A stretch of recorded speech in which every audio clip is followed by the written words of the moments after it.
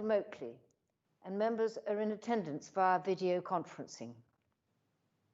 The meeting is being live streamed and will also be available for repeated viewing. I'll begin by naming the members who are in attendance for the public record and asking them to confirm their attendance. And if a member wishes to speak during the meeting, they will indicate this to me and I will call them to speak in turn.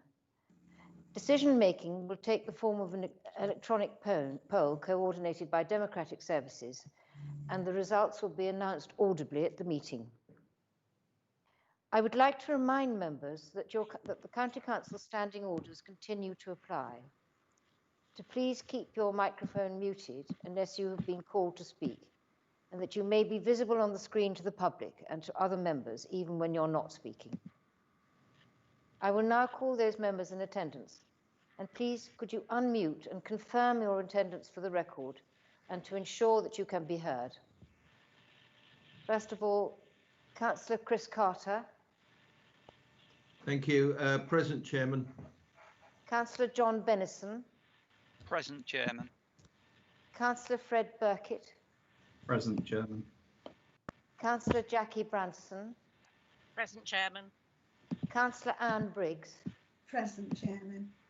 Councillor Zilia Brooks. Present, Chairman. Councillor Peter Chegwin. Present, Chairman.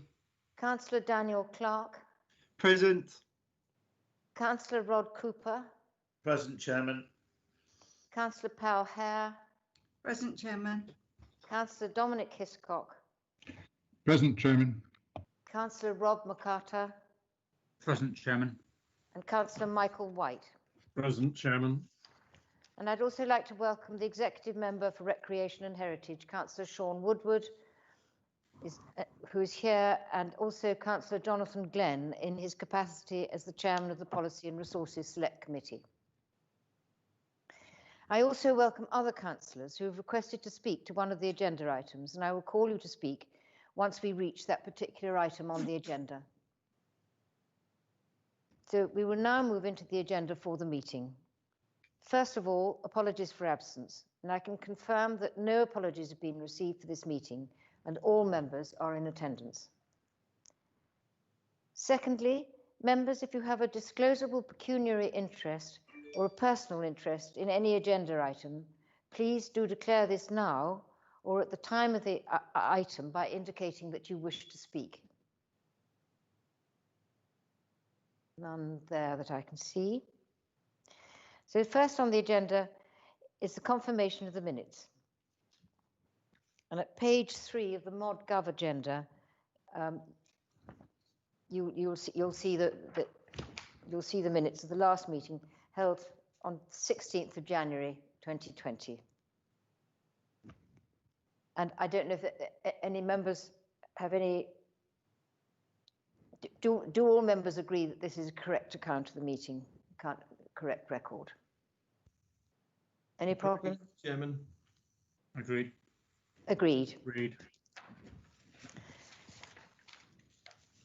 And I can confirm the next item on the agenda is deputations, and I can confirm that the committee have received no deputations or requests for this meeting.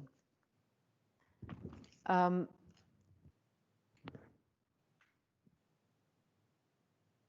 I think I have got various councillors who are going to speak, and they're going to speak before the library service transformation presentation.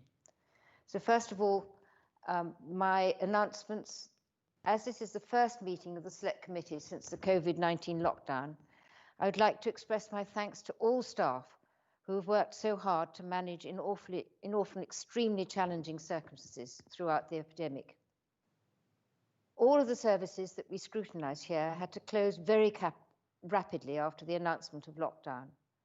That was managed rapidly and effectively. The department then ensured that services were reopened promptly as government guidance allowed. The planning for the recovery of services has involved extensive work or on-site specific risk assessments with the overarching County Council approach to COVID-19 and other risks more generally. The emphasis is on staff and customer safety.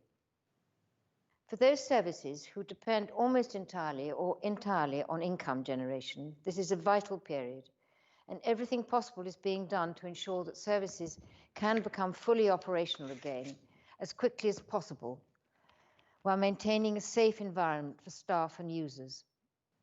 In many cases, this is involving changes to the service offer and a diversification of activities. The country parks opened their car parks and toilets on Wednesday the 13th of May, in line with the government announcement that people could travel further to exercise. The food outlets are also now open, following government guidelines. Both the farm attractions and Titchfield Haven opened on the 6th of July, in line with government guidance on ticketed visitor attractions. Countryside teams are very busy undertaking seasonal vegetation clearance and rights-of-way maintenance. Cowshot car park and slipways are now fully open, as are the toilets and cafe, and camping has reopened at Cowshot, Tile Barn and Runways End. Indoor sports facilities at the centres remain closed, but are prepared to reopen as soon as government guidance allows. All residential courses of the outdoor centres remain closed, and postponements or full refunds have been offered to all school bookings through to the end of July, and will continue on a rolling basis until reopening can be achieved. This has been very well received by schools, and plans are well developed to make alternative COVID-19 proof activity offers to the public over the summer. The Hampshire Mountain Centre in Wales remains completely closed, in line with Welsh policy at this time. Libraries reopened on the 6th of July for short visits and with reduced opening hours. However, the library service has had its digital services open throughout the COVID lockdown and has been developing further offers throughout the period. These are proving highly successful and are attracting national attention. Demand for online services has increased dramatically, currently averaging 12,000 customers actively using BorrowBox to read e-books each day, an increase of over 58% since the beginning of March. This equates to an 84% increase in daily loans, averaging more than 3,000 a day. The total number of registered BorrowBox users now equates to a quarter of the customers who borrowed a physical book in the year 2019 to 2020. The new Ready Read service, where library staff select books according to a reader's preferences, which customers can then collect from their local branch, is also proving extremely popular. Many of the services that were previously enjoyed in libraries are now being delivered using social media. The reach of Facebook posts has increased over 4,800% since the beginning of March, with 18,000 people a day seeing a post from Hampshire libraries. Videos containing interactive story times and other activities are being watched 1,700 times a day on average. The Home Library Service restarted deliveries in the week of the 18th of May, and these have been well received. All these new and enhanced schemes offer new opportunities for people to access a wide range of library services. We now move on to agenda item 6, the Library Service Transformation Strategy to 2025 item. I have received requests from county councillors who wish to speak on this item, and I will invite them to speak now. Once they have spoken, they can leave the call and are welcome to observe the remainder of the meeting from the live webcast. First of all, can I call Councillor Jonathan Glenn? Jonathan. Right, thank you very much, Chairman. Can you all hear me? It's a thumbs up will do. Good, okay. As I said, thank you, Chairman, and thank you, members, for allowing me to talk to you or to address you today. I'd like to pay tribute to Hampshire County Council, Nicola Hawsey, and Emma Noyce for conducting one of the best consultations that I have known. Our meetings throughout the last 4 months have been polite, genuine, caring, and productive. Secondly, I acknowledge unreservedly the need for Hampshire County Council to make savings, made more acute by the COVID-19 pandemic. Thirdly, I'd like to congratulate John Coughlin and all his officers for the way they have dealt with the pandemic. And lastly, I would like to thank you all for taking time to read the contents of my email sent to you yesterday. I have been in contact with the executive member on this issue over the last 4 months. In March, I personally requested confirmation that no decision on our libraries would be made whilst we were in lockdown. To this recommendation, he agreed. As Hampshire County Council, in my opinion, is still in some form of lockdown, I suggest to you all his now advertised decision this afternoon is premature. I therefore request politely that this committee takes a more detailed look at the Odium Library issue by setting up a working party. I have discussed these options with the chairman. These are only some of the reasons, as I've only got 10 minutes to get the facts to you. Odium has more than its fair share of young and old people. There are 3 Hampshire County Council schools in a very small village. And it also attracts older residents who have downsized to stay and to live in the village. Everything is within walking distance of the high street.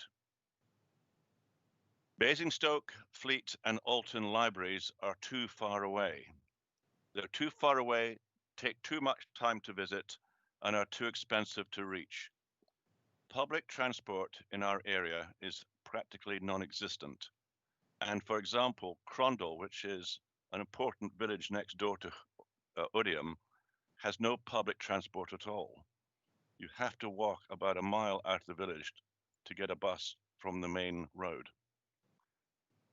Originally, this consultation was a binary option. Either no library closures, but a 25% reduction in opening hours across Hampshire, or up to 10 closures with no reduction in opening hours across Hampshire. The stated reason for the hybrid decision at 3 o'clock today, which involves 8 out of 10 closures and a 20% reduction in opening hours across the county, is purely due to the increasing cost of dealing with the unforeseen COVID-19 crisis. This is not what the vast majority of consultation respondents thought they were voting for. And may I draw your attention to 2 recent quotes from our national government ministers. The first from Rishi Sunak, Chancellor of the Exchequer. I quote, "We will do whatever it takes." And the second one from Robert Jenrick, our Secretary of State for Housing, Communities and Local Government. "Spend what you need to spend and we will reimburse you." In other words, local government will get its money. Therefore, we should not be cutting local services in the middle of a pandemic. If we are millions of pounds in the red and we're serious about balancing the books, we should be contemplating all or nothing, and let's not tinker at the edges. Right, non-car ownership. I refer to the report that you've got. The report before you states that Odium's non-car ownership is 2.5% of the population.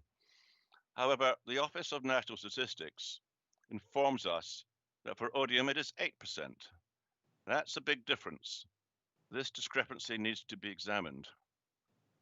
This report also states that 61% of library visitors are unique users of the library.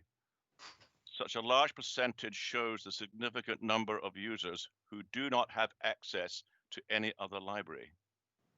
Try to imagine what the last 4 months would have been like if you were unable to email out for home food deliveries, you could not drive to get medical prescriptions, and you were unable to order goods from Amazon, no Zooming, no MS Messenger.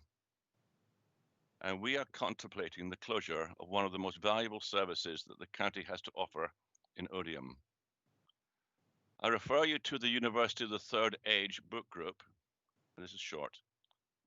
Paragraph 66 of the report deals with the overlooked need to include children in the consultation. So in summary, the decision will remove a library service from local children. Yet another free service will disappear.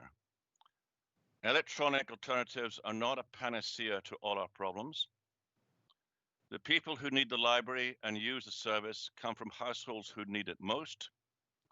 The cost saving is minimal. It's £14,000 per annum.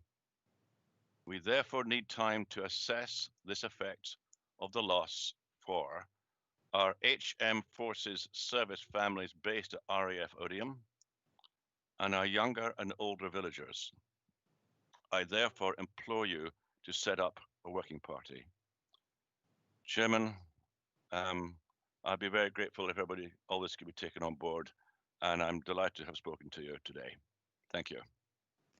Thank you very much, Councillor. Again, other thing is I wasn't watching very accurately, but I should have said that 10 minutes is the maximum for each person to speak on this issue. All right, Chairman, I practiced this and I'm well within my 10 minutes. I think you were. Anyhow, next I got Councillor Graham Burgess. Graham. Thank you, Chairman. Good morning, members.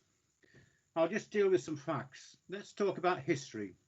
A group was set up in 2018 to look at libraries. The Gosport representative was Councillor Chegwin. Elson's in his division. I think we'll let residents know that he resigned from this group earlier this year. Now, Gosport has 4 libraries. We have the Discovery Centre, Elson, Bridge Mary and Leon Solent. Fareham has 4 libraries: Portchester, Fareham, Stubbington and Locksheath. Gosport has a 50% cut. Fareham doesn't have a cut at all. I'll also mention the executive member is also the leader of Fareham Borough Council. If we look at transport to libraries, if the library in Lee is cut, the buses are hourly. So you could take either a whole morning or a whole afternoon to get there and back. And residents of Lee cannot access Bridge Mary through public transport. Gosport is one of the most densely packed areas of the South Coast and also has assisted area status. It has the lowest jobs per head in the county due to the shrinkage of the defence industries, and it is over 70% built on. I represent Leon Solent and Grange Division. I listen to residents' views and act on them. The cost of running the Lee Library, excluding staff, is £16,000 a year, of which £9,000 is business rates and cleaning. Not much to provide a vital service. Now we come to the consultation, the big glossy document. The consultation cost over £60,000. You could respond online or by post. It's the highest response ever. The document gave 2 options. Option 1, up to 10 libraries cut and a 15% cut in services to others. Option 2, no services cut and a 25% cut against all libraries. Well, the residents voted 21% for option 1, so that means therefore 79% voted for option 2. Leon Solent submitted almost 1,000 responses, twice the average response. The savings for each option in the consultation document are £1 million, so they're both the same. I ask you to honour the consultation result, keep Lee Library open, as well as the other 9 under threat. Members, I ask you to reject the recommendations and tell the executive member why. He asked the people voted, respect the people's vote. Thank you, Chairman.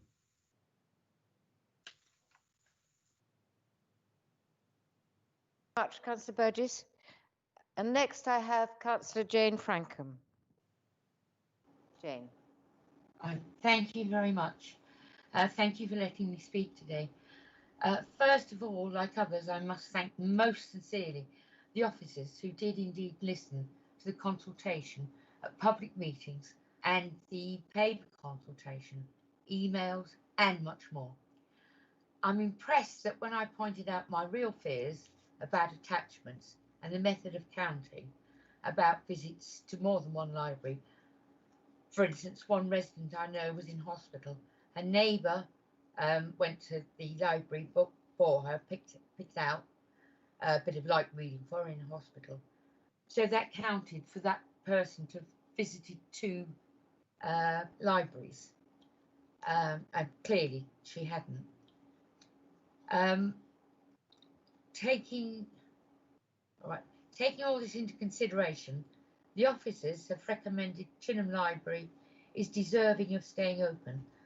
I am disappointed, however, at the suggestion of up to 20% cut in hours, and hope we can find a way around this. My other concerns are that areas like South Ham and Popley are areas of deprivation, and there's large pockets of low educational attainment, as in the report. South Ham is 5.9, when there is an average for Hants is 7. Vulnerable areas are less likely to have the means to computers and therefore digital books. They also lose the social interaction by going to a library. The schools have reasonable libraries, but of course, long summer holidays, they are unable to access them.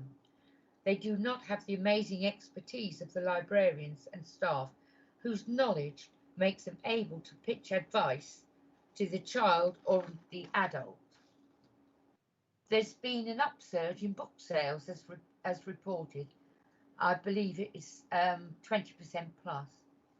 And this was before the awful pandemic and all the issues, and sadly many deaths that come from this. I'm delighted there will be further consultation on hours, and I wonder if that will get the record-breaking numbers of residents of all areas. I think it shows the love and respect that our libraries hold in the hearts and minds of our people. I could say so much more, but I think I would only be repeating. So I will simply say, please keep Chinham Library open, and please look again at South Ham and see if there is a way to keep it serving the residents, especially the children and our older residents. Thank you again to the officers to recommending saving Chinham Library, who they've proved in evidence and campaigning you can and will be listened to. Thank you. Thank you very much indeed, Councillor Franken. And now I have Councillor Michael Westbrook. Yes, thank you. Good morning, Chairman, and thank you for giving me the opportunity to address the committee. And I'd also like to pass on my thanks to the officers for the extremely hard work they've had to do on this very difficult piece of work. Members, as a select committee, you are the councillors that at the end of the meeting will be voting and putting forward a recommendation to Councillor Woodward ahead of his decision on the fate of some Hampshire libraries. One of those libraries proposed for closure is that of South Ham in my division of Basingstoke Central. I fully appreciate that Chinham has been re-evaluated and weighted accordingly, taking it out of the danger zone, but South Ham remains on the list for closure. Reading the report and the summary of the findings from the consultation, which produced the largest response I think the County Council has ever seen, Chairman, there was an acknowledgement from residents that changes to the library service are necessary, and this was supported by 70%. And 58% of all respondents wanted this achieved through a general reduction in opening hours across the service. So I'd ask the committee that instead of closures, why that can't be trialled and perhaps community groups and volunteers pick up any additional hours required in the busier libraries. COVID-19 could mean demand for the hire of hub space by business could grow too. The Prime Minister, during his election campaign, said, "I want to invest in opening libraries, but we can only do that if we get the economy motoring." This was misguided. By investing in libraries, you create opportunities for education and skills across the country, which in turn creates the conditions for future economic growth. A good education is vital in fueling the economic growth, and particularly in South Ham, where the consultation revealed that the index of multiple deprivation for educational attainment in South Ham at 5.9% is below the Hampshire average. My fear is that many children could be left behind if it were to close, and we want to give them all the best start in life. With that in mind, South Ham Library, as an easily accessible library, has the potential to adapt to meet community needs, not to be abolished. I disagree with the consultation assessment that this could be achieved through services delivered by a nearby library. Putting distance, time, and a financial burden into the mix for families will do little to raise the index score for educational attainment. The Prime Minister also said he loved libraries, and so he should, because since the commencement of the 1964 Libraries Act, it has been the duty of the Secretary of State to be responsible for and promote the improvement of the public library service. And under the general duty of library authorities, the Act states that in fulfilling its duty, a library authority shall, in particular, have regard to the desirability of encouraging both adults and children to make full use of the library service. It's worth highlighting also the impact of future development on library services in Basingstoke. We've seen planning approved for 5,000 new homes, including those at the golf course and Hounston Fields, which already has South Ham as their school catchment area. Why not for their library needs too then? It's much nearer than the town centre, meaning far less car journeys. How will Basingstoke Discovery Centre cope or have the capacity to future-proof against all that development growth? With South Ham Library to the west and Chinham Library to the east, both will be required as vital library hubs to support any future demand. Families that I've met have explained to me that they can walk safely from Brighton Hill to attend rhyme time at South Ham, that St Anne's school children are large users of South Ham Library, that Bishop's Challoner school pupils use the library as a safe place after school. Parents then collect them after finishing work. One mum told me her child makes the short walk from home to meet up with friends and have independence at that library. And mums, dads and carers sit with their very young children and read real books, not something they say that you can do digitally. 6.4% of households are without a car in South Ham, higher than the Hampshire average. And with the consultation suggesting that the Discovery Centre is the answer to everything, this will impact on families needing to take public transport at a cost of £3.80 or more. Drivers will have to pay for parking in the town when parking at South Ham library is free. Page 66 of the report states that should these recommendations be accepted, then the library service will comprise of 40 physical libraries, and that these libraries will be reasonably accessible to all residents. Where a library has been proposed for closure, it states that these are reasonably close to the nearest alternative. In the case of South Ham, I disagree, and I'd like to challenge the executive member to undertake the journey by car from anywhere in South Ham to the Discovery Centre and achieve it in the 7 minutes stated in the consultation analysis. South Ham is a library at the heart of its community, purpose-built and readily accessed on foot by residents. An important factor to note, having declared a climate emergency. And within 2 weeks of this council adopting the Transport for South East strategy that makes a shift away from traditional planning for vehicles towards planning for people and places, and is explicit in aiming to reduce people's dependency on cars, it makes no sense to me at all that by closing local libraries, we're asking people who are currently able to walk to the library to get back into their vehicles. These libraries, threatened with closure, are with an easy walking distance for many, and with social isolation a big worry. Having a facility at the heart of a community will be essential to help combat that need, even more so now and into the future. Finally, Chairman, in asking the committee to consider the points I've raised, I note that 83% of respondents agree that the library service should investigate options to generate income. Can you tell us what work has been done on this and whether any benchmarking with other authorities has been undertaken? Thank you very much. Thank you, Councillor Westbrook. And thank you all for coming and telling us about things, how things are for you. Thank you. Now we're on the main item of the meeting today. That's at page 7 on your on your computers. And I'd like to invite Emma Noyce, Head of Libraries, to present the report. Hello. bear with me while I just share the report and share the presentation.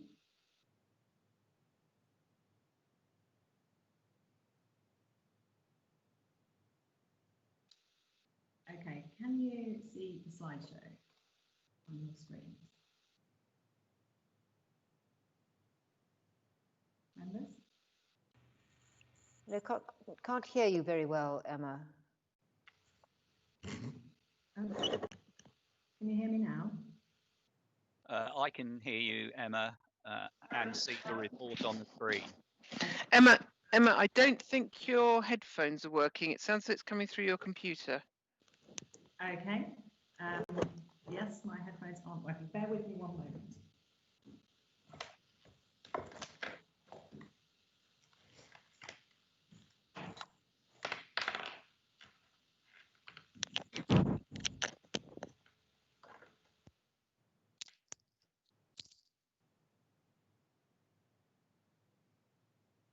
Okay, members, is that better?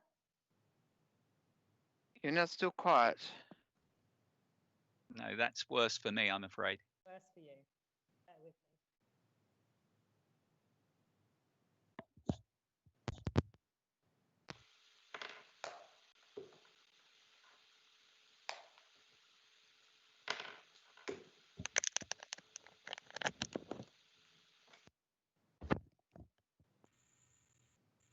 Can you hear this version?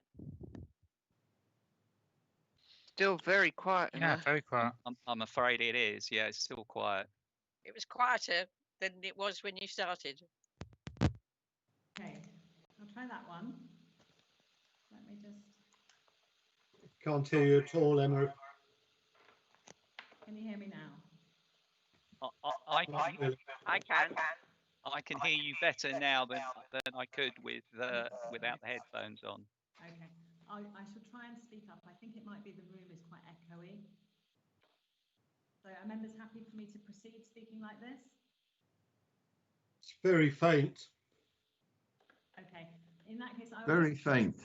I will just turn my camera off and move to an alternative computer, okay? That's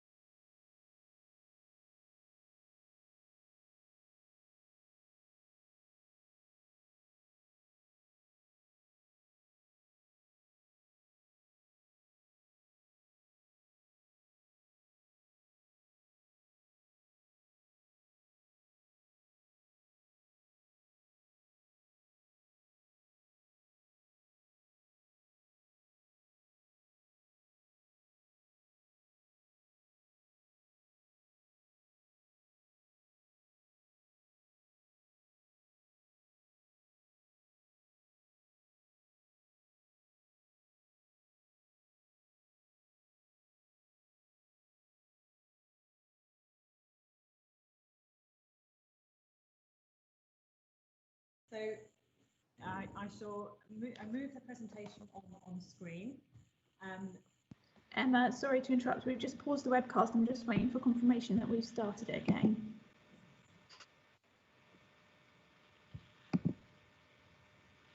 While the webcast is being...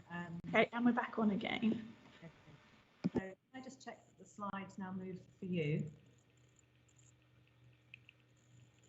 So... Yes, they're moving for us, Emma. They are. Okay, so my name is Emma Noyce. I'm the head of library service. I will be joined on this presentation by Nicola Hawsey, who is the Assistant Director for Regulatory Services, and you've just heard from Felicity Rowe, who is the Director of CCBS. I'm going to take you through very briefly the presentation on the library service consultation, so the headlines of the report, and then officers will be able to answer any questions. So as you know, the consultation ran from the 9th of January to the 18th of March. It proposed a number of changes to the library services, including changes to how council-run services are delivered, with the closure of libraries and the reduction of staff opening hours, delivering library services differently through local communities, making further efficiencies and generating additional income.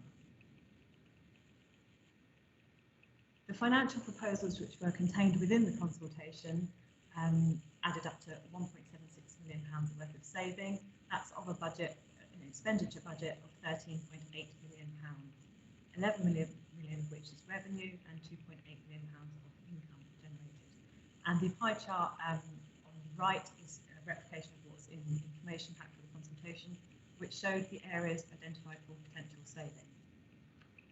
As you have discussed, members, and I know you've read the report thoroughly, the consultation had a large number of responses, over 21,000 responses to the form, with a further 5,400 people signing petitions and 1,400 or so attending public meetings and drop-ins to discuss the consultation. Within the report, within the recommendation report, there are a number of proposals. I'm just going to go through very quickly those that received very high levels of support. So the future vision for libraries, so reading and literacy, developing healthy creative communities and supporting digital access received very high support across all the areas and sub-areas of that vision, as did the need for the library service to adapt to the changing demands placed on it. So most respondents agreed that the library service does indeed need to change to respond to the changing needs of our customers. The other elements of the report that received strong support were delivery efficiencies, so withdrawal or relocation or reduction of poorly used resources, and some elements in terms of account administration, generating additional income.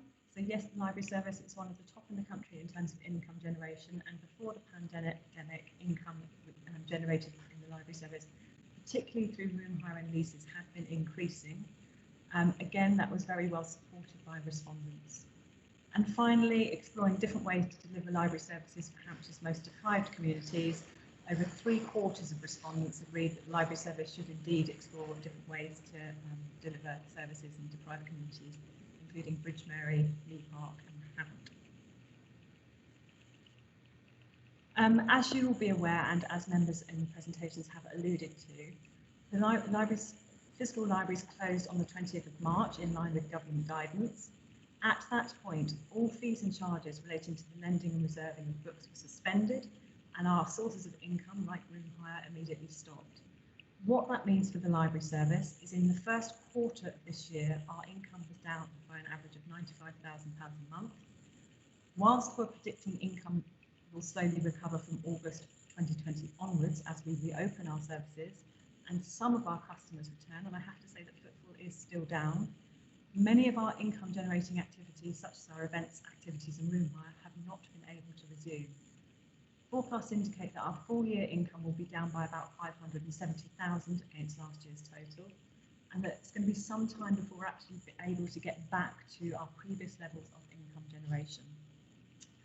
What that means is that so the recovery of our pre-COVID income generation levels isn't going to be possible in the short term, and therefore the income generation target that you saw in the information pack of £355,000 is not going to be achievable in the short term, and certainly not in the timeline of our T21 savings targets. As you will have seen through the Cabinet report of the County Council earlier this month, the medium-term financial strategy also sets formal savings targets for departments, and in light of the additional impact of the COVID-19 pandemic and the additional financial pressures that the County Council is predicting, that set a programme of £80 million of savings for T23. Given the way that savings are apportioned equally across departments, that would indicate that the library service contribution would be of the same order than it currently the savings attributed to T21. And therefore what that means for us is that savings beyond those which have been identified for this round for April 2021 will be required. Now that has two key impacts on our proposal. The first is that the income generation target in the consultation, that's £355,000, will not be met within the time frame, and therefore the other planned activities that we have proposed will need to deliver more to make up for this loss, specifically through increasing our operational savings. The second is that even with that further government support that Council has discussed, a significant savings beyond 2021 will be required if we're going to remain financially viable, partly due to that long-term economic impact of COVID-19. So what we have considered in the report is that any decisions we make at this point really do need to put us in the best possible position to face any future challenges, and are made bearing in mind we need to retain flexibility to accommodate the further challenges to the service down the line. So the proposal within the report is to deliver the original £1.76 million of savings, but to adjust the individual activity targets by increasing the operation savings from 1.04 million to 1.115 million. So that is what we consulted on. We're not seeking more savings than were consulted on. As you have discussed, that's through either a combination of up to 10 library closures and reduction of opening hours, or through keeping all libraries open and reducing hours by a slightly greater extent. The consultation did explain that the first option was preferred by the County Council due in part to the longer term savings that could be made if that action were pursued. The other options that have been considered and discounted were to underachieve, so to say actually we're not going to make that income generation target, and we won't be able to achieve the full extent, but because of the financial position of the County Council and the fact that all departments are asked to find savings for T21, that was not considered an option. And secondly, a consideration was given to overachieving against the T21 target beyond 1.76 million, extending the reach of the proposals in the report. Again, that was discounted as not appropriate at this stage. I know members sorry. Hello? I'm so sorry to interrupt. I'm still finding it quite difficult to hear. Okay. I don't know whether other people.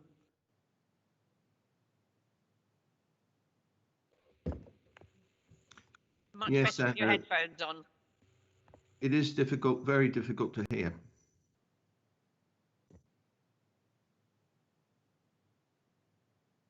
I find it okay with my headphones. Yeah, the headphones are good. Is this any better? I heard a digital squeak. Hello? Yes, I think that is better, Emma. That's Yeah, better. That's better, Emma, with the Okay. headphones on. It's Thank slightly you. worse for me, so I will strive to hear your questions. So I know that the closure proposals have been the subject of much debate. Just to remind you where we started in terms of the consultation, it was considered that we could continue to offer a comprehensive and efficient service with fewer libraries, taking into account the following factors. Bear with me, I'm just going to ask somebody to shut the window, that might help. The things we took into account were the fact that library catchments overlap and services are duplicated over relatively small geographical areas. So in some districts are more compressed than others, and we know that customers choose to use more than one library. The second factor we took into account was that fewer people are visiting library buildings and more people are accessing digital services.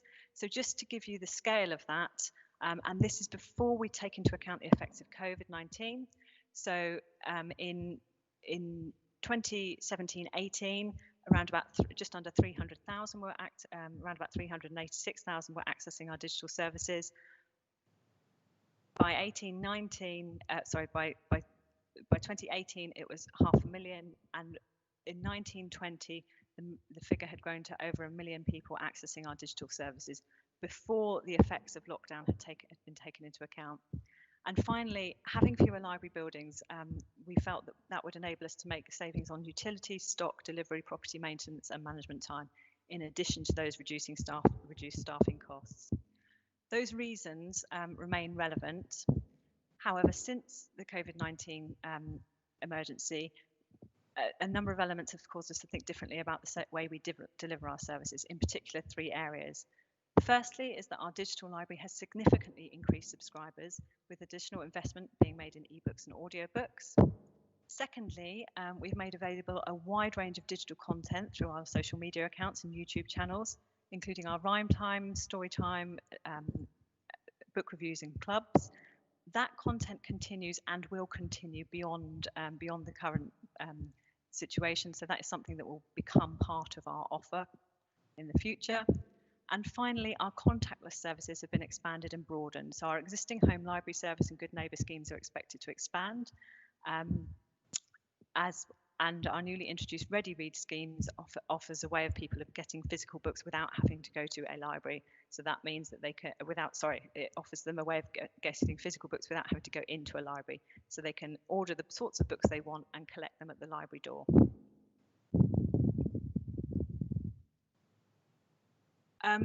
Just to address the point in terms of the closure of some libraries and the consultation responses. The consultation explained that the first option was indeed preferred by the County Council due to the long-term savings which could be made. We recognise that 21% of respondents preferred that option, whilst 58% of respondents preferred that savings be made through a reduction in opening hours. It's important, I think it's relevant to note that 80% of the staff of the library service preferred savings to be made through the first option, the option of closures, and under 50% of elected members preferred the second option. So in terms of the respondents, we've looked at that in different ways. The expression of preference from the public, including those supporting comments particularly around the equalities and use of data that Councillor Franken had alluded to, caused us a shift in what we proposed from what had previously been the preferred position. So we're now therefore proposing that the number of libraries identified for closure is reduced from 10 to 8, with a reduction in opening hours averaging at 20% in all remaining libraries.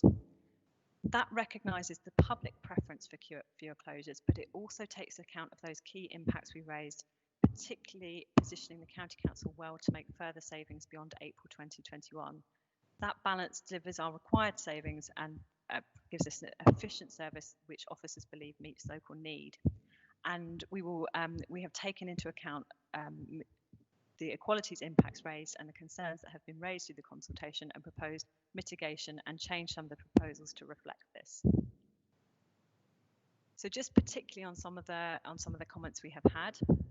So in the response to the consultation feedback, we have used a revised methodology.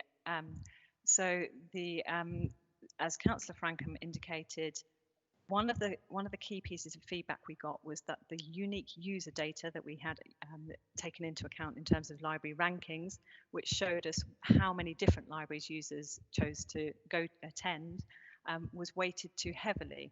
So officers listened to that feedback and have changed the weighting of that particular piece of data. The effect of that is that Chinham and Emsworth now rank above other libraries proposed for closure. We also took into account the number of people adversely affected by the proposed closure of Chinham, and we recognise that that was significantly more than the other libraries proposed for closure.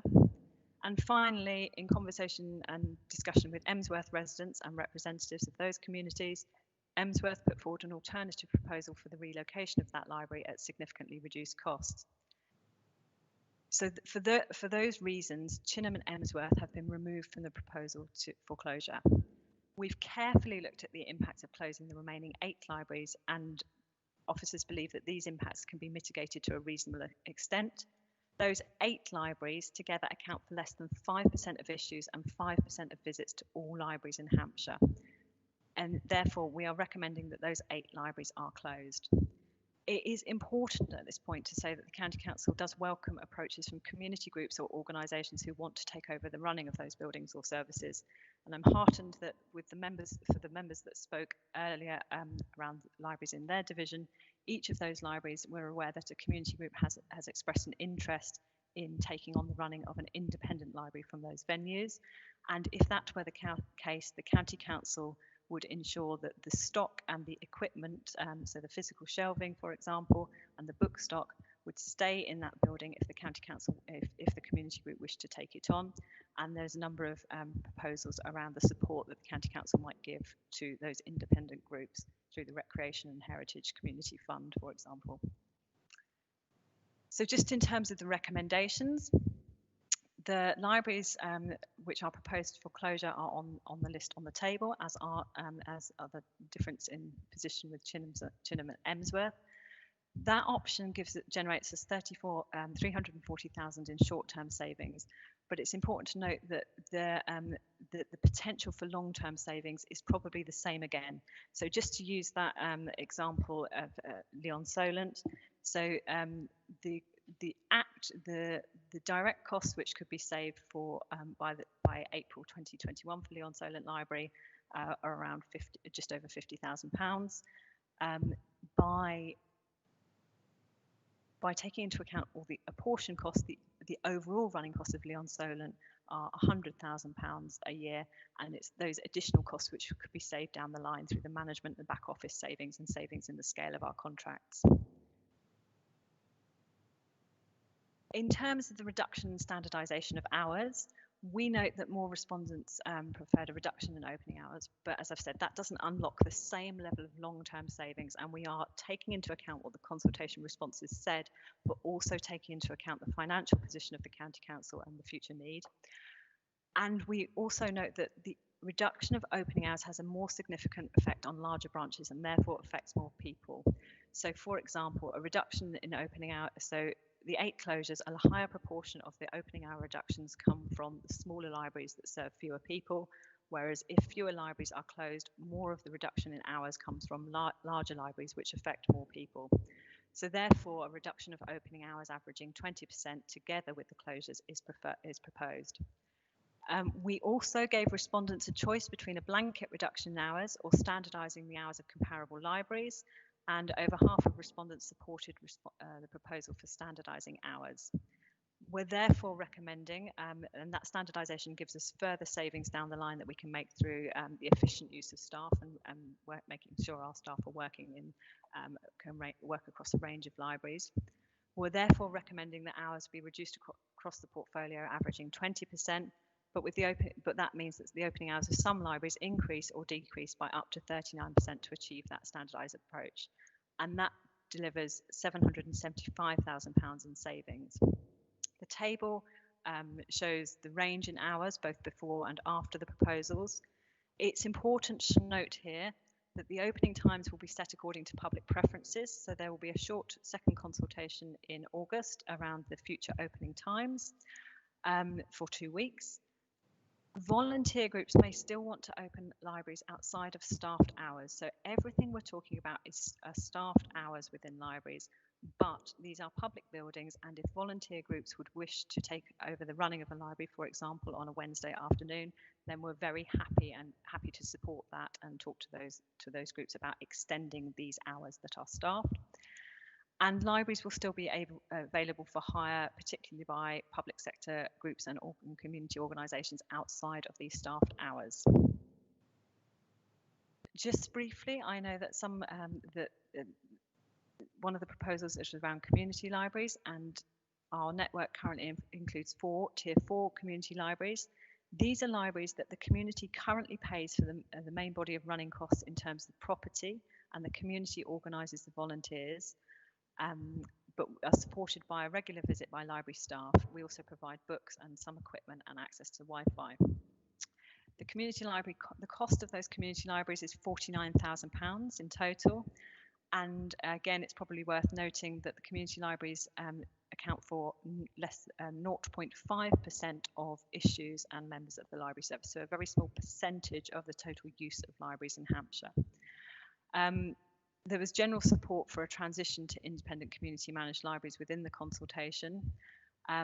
We did talk in depth with community library organisations, and we understood that their most common, the biggest concerns they had was the availability of a fresh supply of library stock, the ability to reserve specific items from other libraries across Hampshire, and the accessibility of alternative county-run branches due to the transport issues. So having listened to that, we have changed the proposal slightly.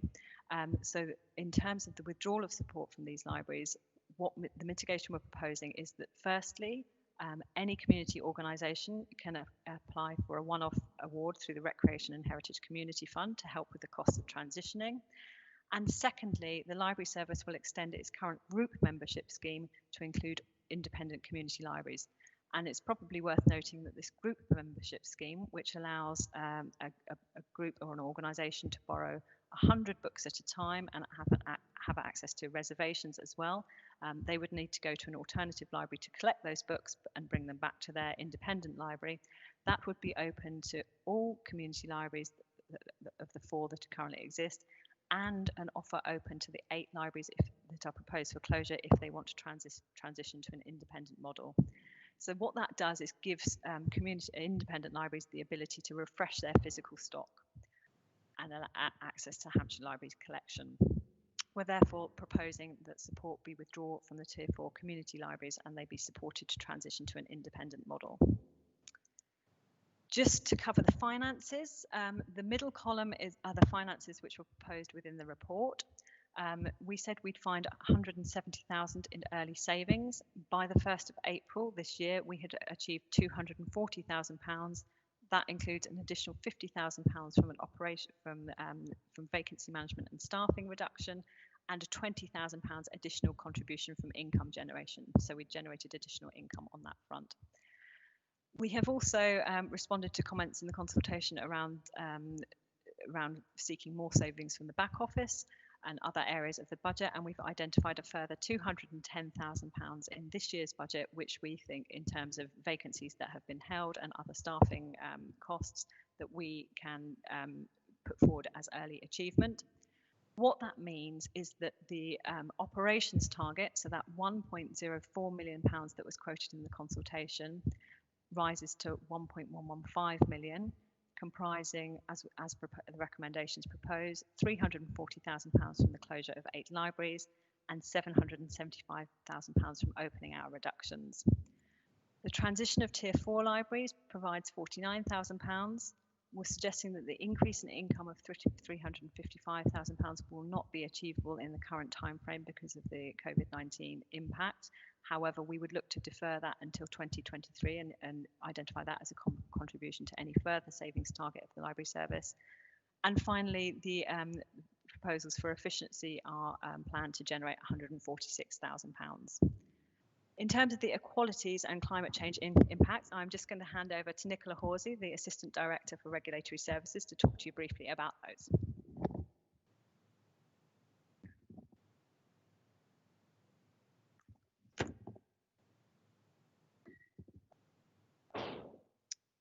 Right. Good morning. Can everybody hear me? Yes, loud and clear, Nicola. Good. Yes, Good morning, members. Yes. Lovely to sort of see you in a rather strange way. Yes. So I'm just going to talk about the equalities aspect of all our proposals. And as you would expect, we've spent a considerable amount of time look at the equality impacts of these proposals and all the things we can put in place to mitigate the impact of them. And as you may have seen, there are 18 equality impact assessments embedded in the report.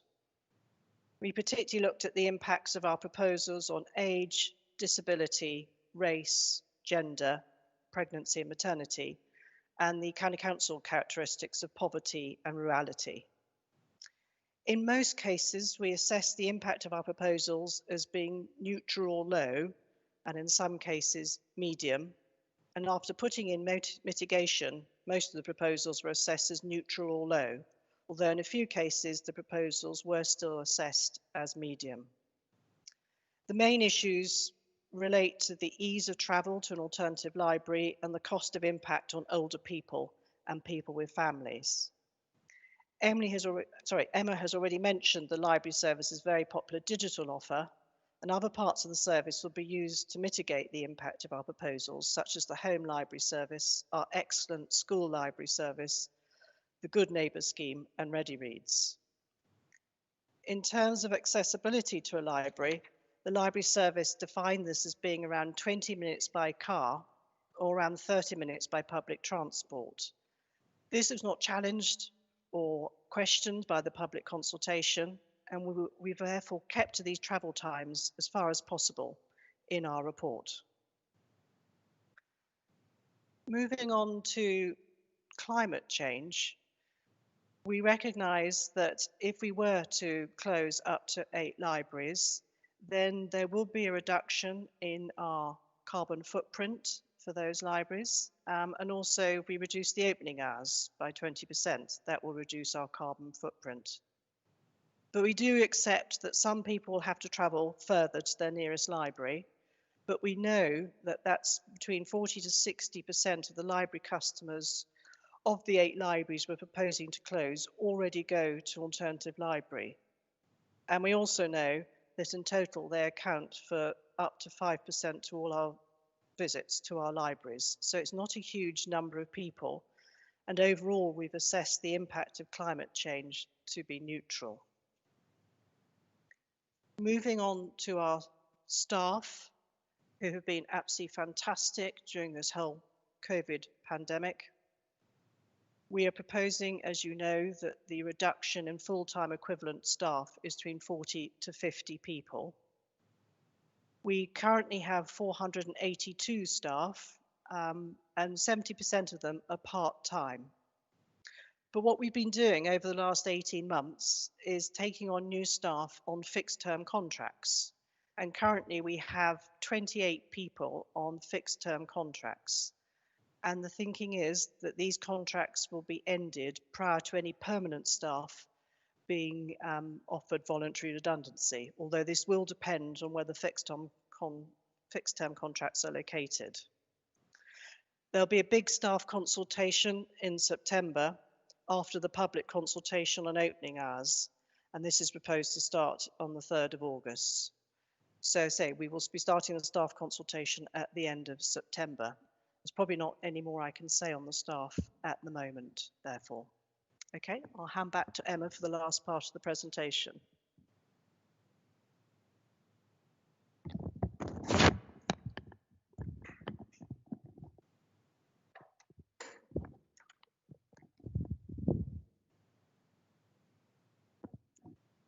Hello, members.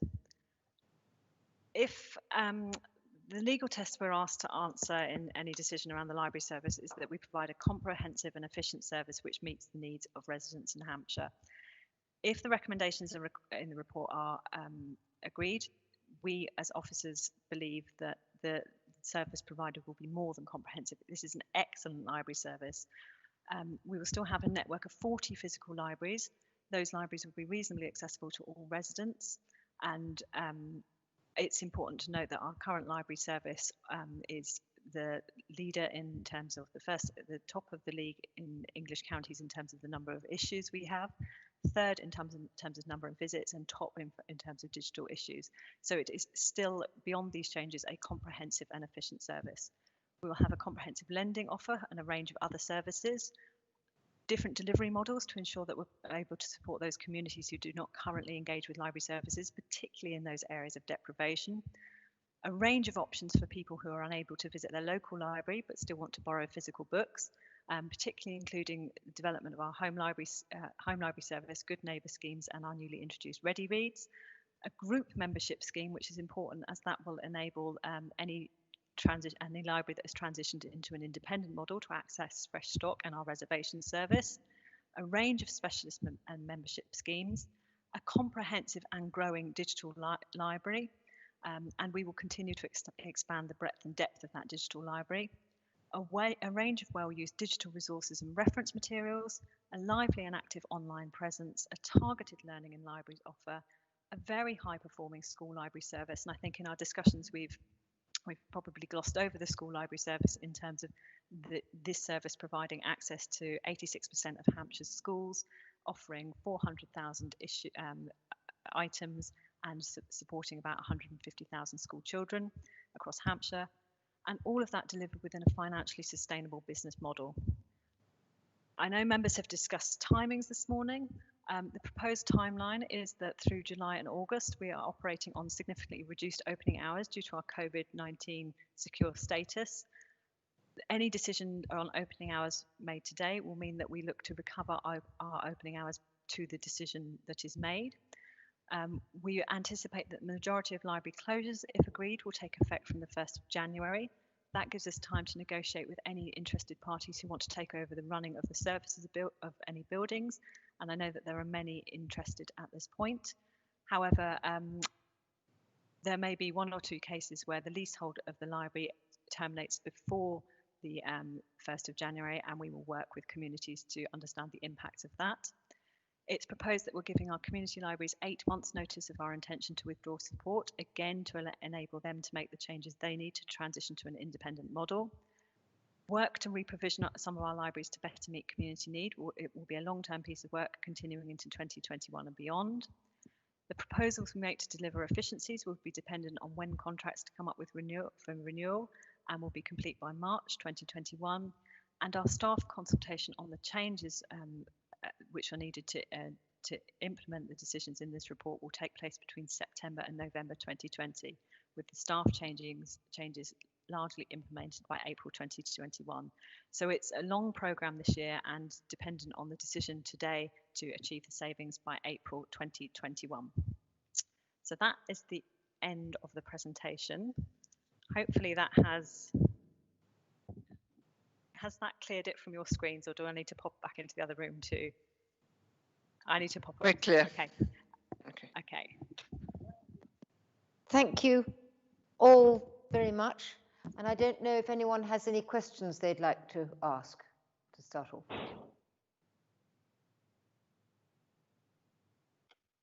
Anyone with any questions?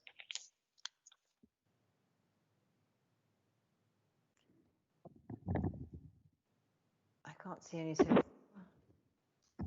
I had raised my hand. Number of yellow sorry, hands. I've only just seen it. Councillor Chegwin. Thank you, Chairman. Just one question. Obviously, there'll be plenty of debate. Can I just ask for clarification on page 16 of the slides we just had? It referred to planned additional savings of an additional I think it said £270,000 on top of the 1.76 million of cuts already here.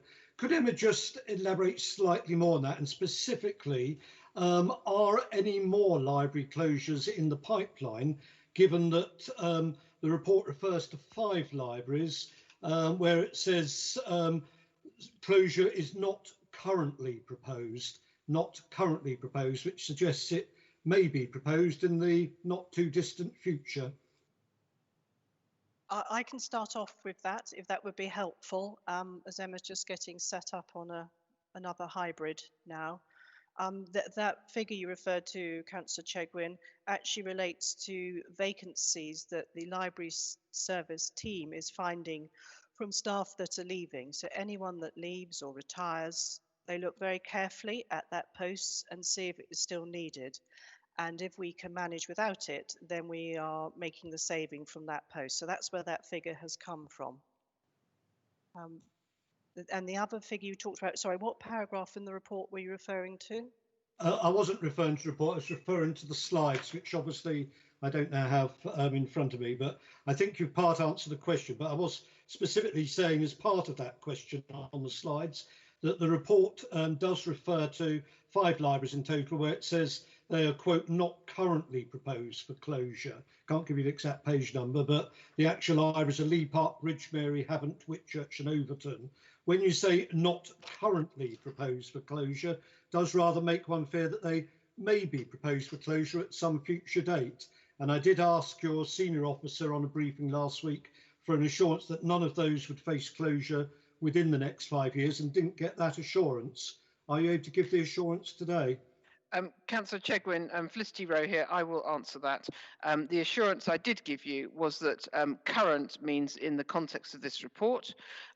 We are not looking forward from this report, and we have no plans for any further library closures, but I don't know what's going to happen in the next 5 years, nor do you, nor does anybody else, and so I cannot give anyone assurances about what we will do in terms of library services in the future, but there are no current plans at all to close anything further than is proposed in this report.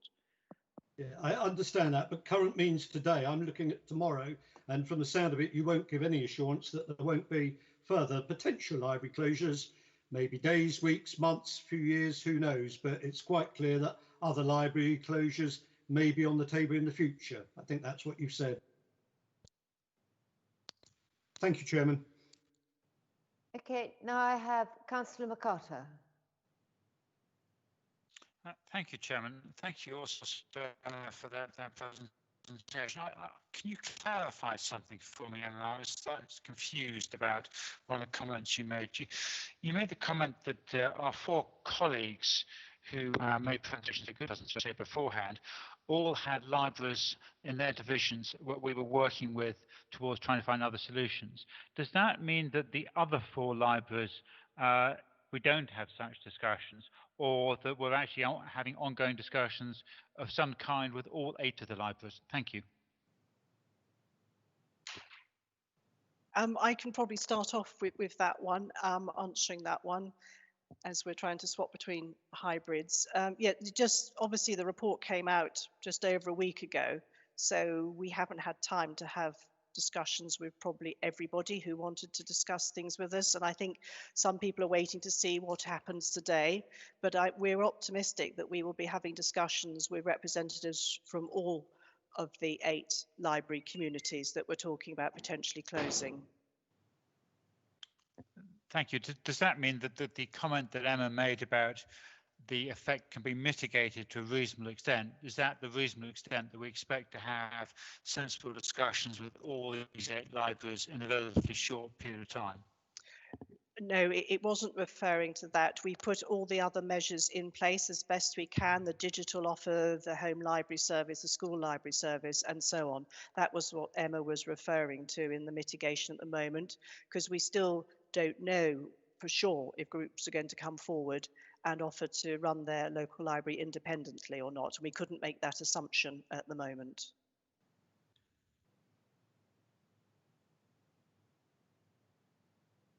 Finished, Councillor. Now I have. Thank you very much. Sorry. I now have Councillor Clark. Okay, thank you. Just on the point about the statutory duty, comprehensive is a funny word, because if you spoke to a person in the street, particularly if they came from one of these communities where we're closing the libraries, where it's proposed that libraries will close, they certainly wouldn't agree that we have a comprehensive service. You've just told us that we are still going to be meeting the statutory duty. What is the bare minimum that you would go down to? Because if you look at the last 10 years, the library service really has been on a relentless spiral downwards in terms of services being lost and closed. Given that you couldn't assure Councillor Chegwin that there aren't going to be further cuts in the future, what in your mind is the bare minimum that the service would go down to? That's my first question. The second question is, COVID comes up a lot when it comes to excuses for cutting services and cutting back financially. What is interesting is it doesn't come up in the Equalities impact assessment. What we've seen over the last few months is particularly amongst young people, new inequalities have opened up. I'm a teacher myself. All teachers will tell you that there's a huge difference between the resources that young people from privileged backgrounds can access and those that young people from less well-off backgrounds can access. Over the next year, it's going to be a huge priority to make sure that all young people who have fallen behind can catch up. Now, many of those young people might have expected to be able to use their local library, and that is now going to be cut off from them if these recommendations go ahead. So would the officers agree with me that actually what's happened with COVID is a reason to actually stop this whole process in its tracks and completely review the Equalities impact again, and whether the mitigation that's being put in place is adequate? Emma, do you want to start off with that one in terms of talking about the bare minimum the service can go down to? Okay, can you hear me okay on this device? Good, good. So we have assessed the situation, and we are satisfied that a network of 40 libraries does provide a comprehensive and efficient service. We feel that that meets the needs of our communities currently. We do that according to community needs, so we look at a range of data, and we will keep that under review. But at the moment, 40 libraries is what we feel delivers a comprehensive and efficient service. Nicola, did you want to tackle the point on Equalities? Yes, I mean, Councillor Clark is absolutely correct in saying, obviously, that some people will be more impacted by COVID than others, and we are looking at that per different service within the department. But you're right; it's not actually referenced it's precisely in the equality impacts that we've done for these particular proposals. But we are looking at more holistically across the service, and that will be coming out very soon on that score.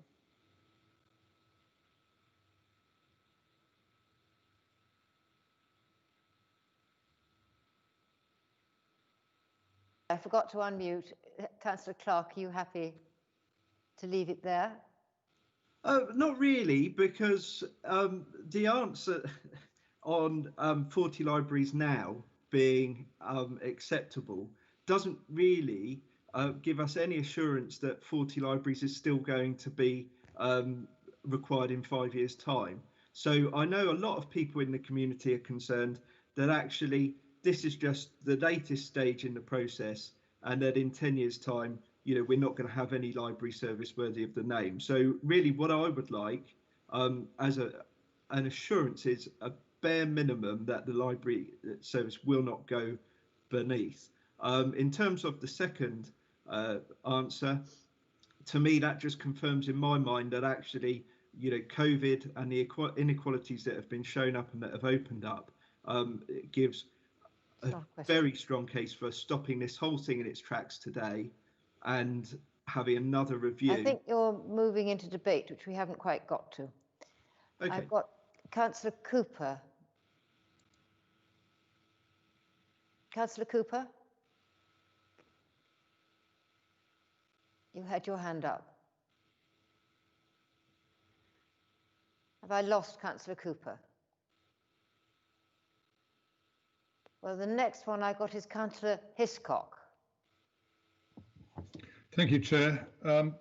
Just going back to the question that Councillor Clark was just raising about deprivation. We have in all divisions, I'm sure, pupils and students who do not have proper access or good facilities at home for study. They don't have good access to the internet. They're perched on the edge of a bed somewhere. They've got somebody else with a television on. And where these people study is in their local library or discovery centre. And we are going to be looking at a 30% closure of shutdown on time available for them to do so in my local discovery centre. And I'm wondering, as these people are not going to be around in what's left of July and in August when the consultation takes place, because it's during the academic shutdown, how will it be any sort of consultation with students and with sixth formers and other scholars about what the impact will be if they lose this facility for 30% of the time that's present there now?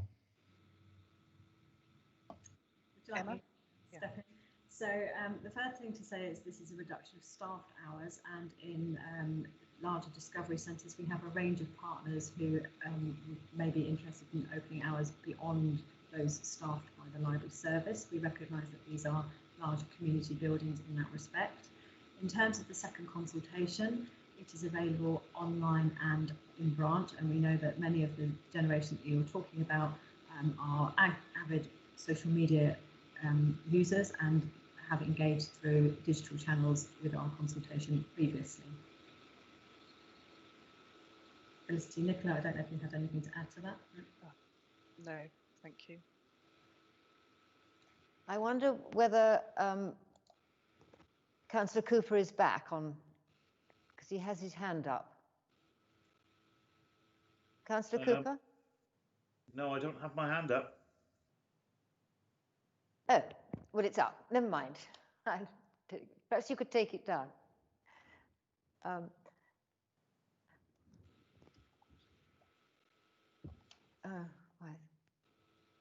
I'm lost. I got my right. I'm not mute. I've been looking at, obviously, very carefully at all the recommendations, and there was one thing that I felt was missing, and that is what the offer is to the libraries that we close down. And are we actually closing them, or are we just changing them? And I'm proposing to add, I can't find it now. I'm proposing to add a further recommendation, which perhaps I don't, whether it'd be a good thing if I brought that in now before we start debate. What I've got so far is a recommendation that the executive member approves the support for independent community libraries to have access to the library service group membership scheme, to refresh their physical stock and to reserve specific titles from the Hampshire Library collection, including ready reads if collected on behalf of a Hampshire Library customer. And I think that it would mean that the libraries would not actually be closed, they would be changed. The savings that we need could be made, but it would mean that they were still there. And if there were changes in the future, like many more houses, then they could come back again. And I feel that it's much better to have, well, we have 4 community libraries, and actually it was interesting, one of the results of the consultation was that quite a healthy, sort of 70% of people who have a new community library said certainly they would go on using it. And I feel that I know that there are various places, I mean, South Ham, for example, the library is in a community centre. That was mentioned before, but I visited it. And I believe it would have very substantial support and still be able to be used for a lot of the sort of social things and books. People could choose their own books, and there might be a real advantage in that. So if you agree, I would like to add that to the recommendations. Chairman, might I suggest that when we reach the recommendations at the end of the debate, yes, we can propose that as amendment to the recommendations following debate? Okay, so we'll have the debate first, but I just thought I'd let you know that before we started the debate, and then I will go into the full details of it. Question, okay. Chairman. Question. Yes. If you're proposing it, you seem a little confused, if you don't mind me saying so. Are you also then deleting little 5? Because you can't now propose that they all stay open in some form at the same time as you're also approving their closure. You're doing one or the other. You can't do both. Their status will have changed, but I'm suggesting that each of these libraries have an opportunity. But with respect, Chairman, whilst I appreciate the opportunity, if you're approving the closure, closure means closure. It doesn't mean a change of status. It means closure. So if you wish to change the status, you then have to delete little 5 about approving the closure. You simply can't play around with words and try and give the impression you're doing both when you're not. Emma, I'd like to come in there. Councillor McNair-Scott, the recommendation you are proposing is that recommendation 5 stays as is. So the County Council approves the closure of the 8 libraries listed. They will close as part of Hampshire's statutory network. However, I understand that what you're seeking to achieve is to support any group wishing to set up these venues as independent community libraries, independent of the County Council statutory service, but seek to provide additional support to those independent libraries through, as you have identified, access to the group membership scheme and access to Council Woodward's Recreation and Heritage Community Funds should they apply for it. So to answer Councillor Chegwin's point, these would be closed as statutory libraries, but the County Council would do all it can to support their success as independent community-run libraries. That's my understanding of what your proposed recommendation. Thank you for confirming the closure plan stays. Thank you, Emma. Okay. Okay, now I have Councillor Briggs. Thank you, Chairman. One of my concerns in the 8 libraries that are closing is how you're going to still engage the young mum with her young children. I know the schools have very, very good libraries, but this is preschool children. And one of the most important things, I'm very lucky to have Waterlooville Library in my division that works very hard with young mums and children. How are you going to still engage them? Because one of the things we're trying to do is to get them off computers and iPads.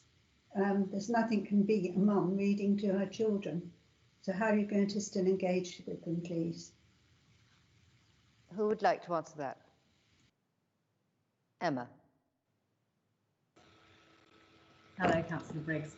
I think firstly the benefit of the library service, and one of the great strengths of Hampshire, is the breadth of its service. So we have a combination of physical libraries that a large network that we propose to maintain of 40 libraries. We have a comprehensive digital offer. We also have a school library service and a range of schemes for people who want access to physical books and activities without actually attending a library.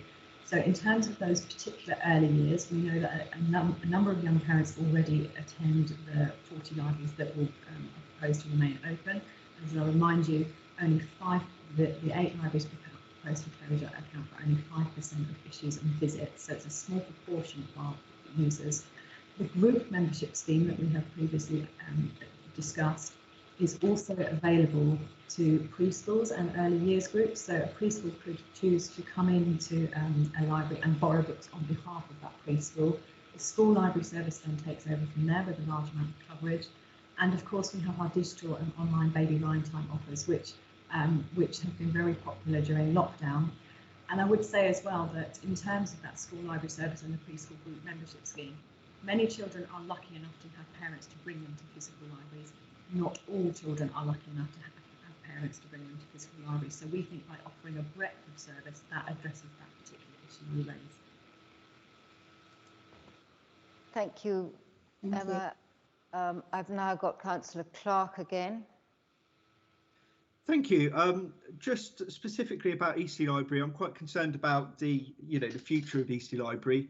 Obviously, I've just suggested that I'm concerned about further cuts that are going to come down the line. Could I just ask on Eastleigh Library what work has happened so far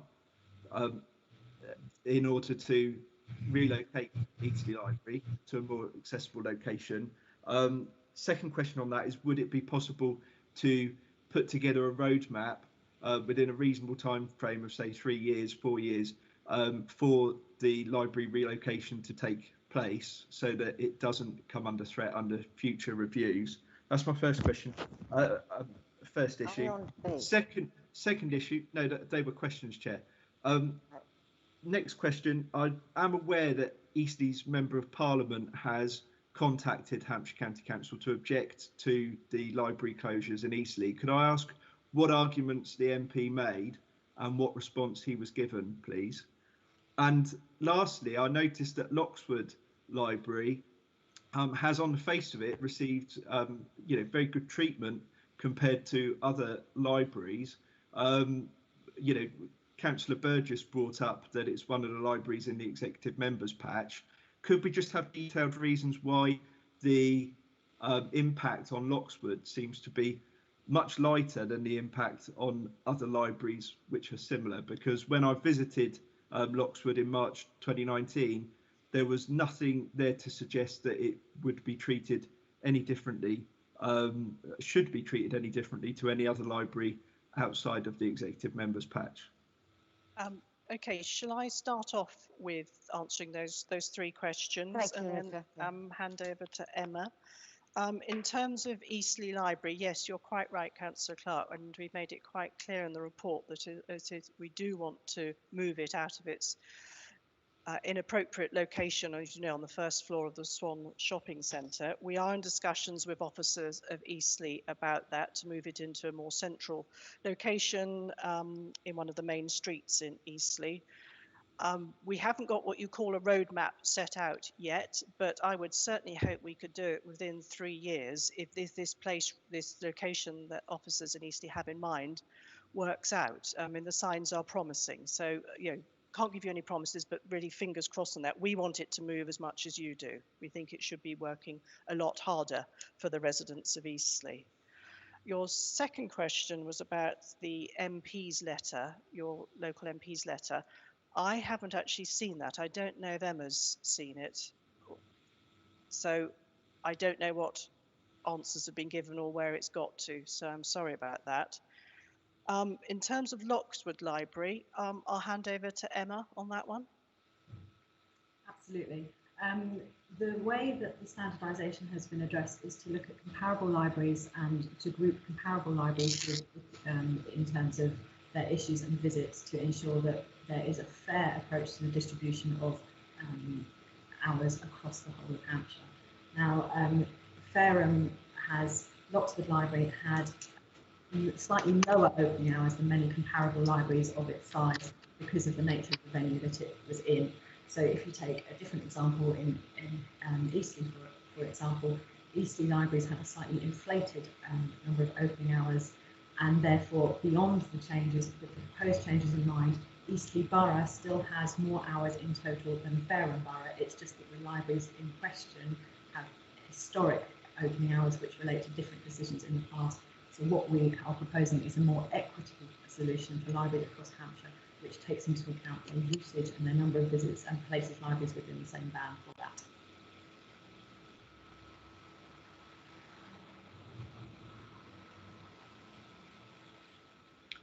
I can't hear you, Chair. I think you're muted. Councillor McCarter has his hand up. Yeah, thank you. I do. Emma, I want to follow up the comment you made about the buildings. I note on page 40, the last bullet point of paragraph 157, talking about any capital returns arising from the sale of these properties will be returned to the library service. So my question is there a route whereby these discussions that are going on with community groups would involve the transfer of assets under community asset transfer? Because that may be a huge issue for about whether communities want to take the money if they have to buy the building from us rather than just take on the building. So I'm just checking whether the community asset transfer legislation is a vehicle that we have potentially to help communities for those 8 libraries take on those libraries if they want to, rather than making them raise the capital if HCC wants to sell them a public asset. Thank you. Absolutely.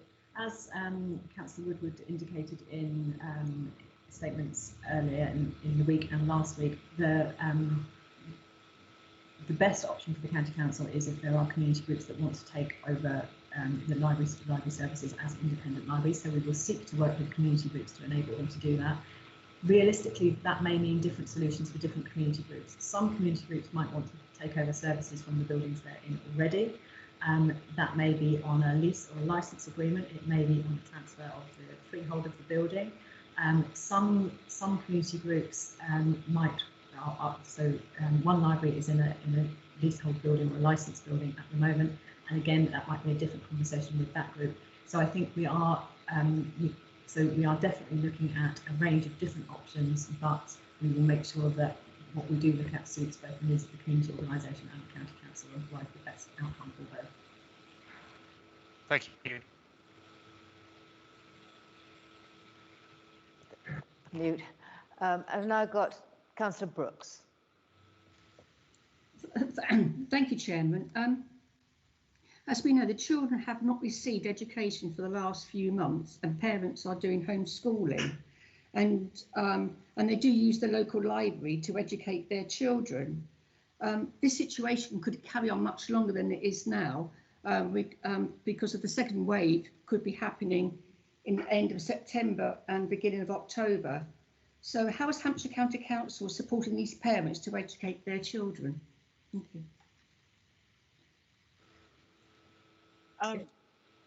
I'm not sure. I mean, the library service is open, as Emma was saying earlier, and parents can come in with their children for up to 30 minutes.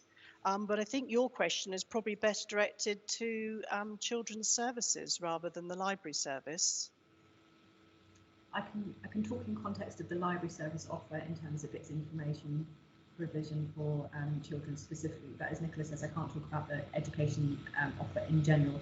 But certainly as a library service, the purpose of the breadth and comprehensive service that I've discussed, that I've alluded to previously, the point is that it's able to accommodate a digital need as well as physical need. So in terms of digital engagement, the library service has invested heavily in ebooks for children, so that's not necessarily been an audience that has that we've invested in heavily in the past, but due to the lockdown and the impact of more children borrowing online, we have widened our digital collection. And the school library service has a wide digital offer as well. So in terms of education, whilst people are unable to visit physical branches if there is a lockdown, there's a wide range of offer from the library service. And I know the County Council is looking at how to support those children without digital access if schools do need to close in the future.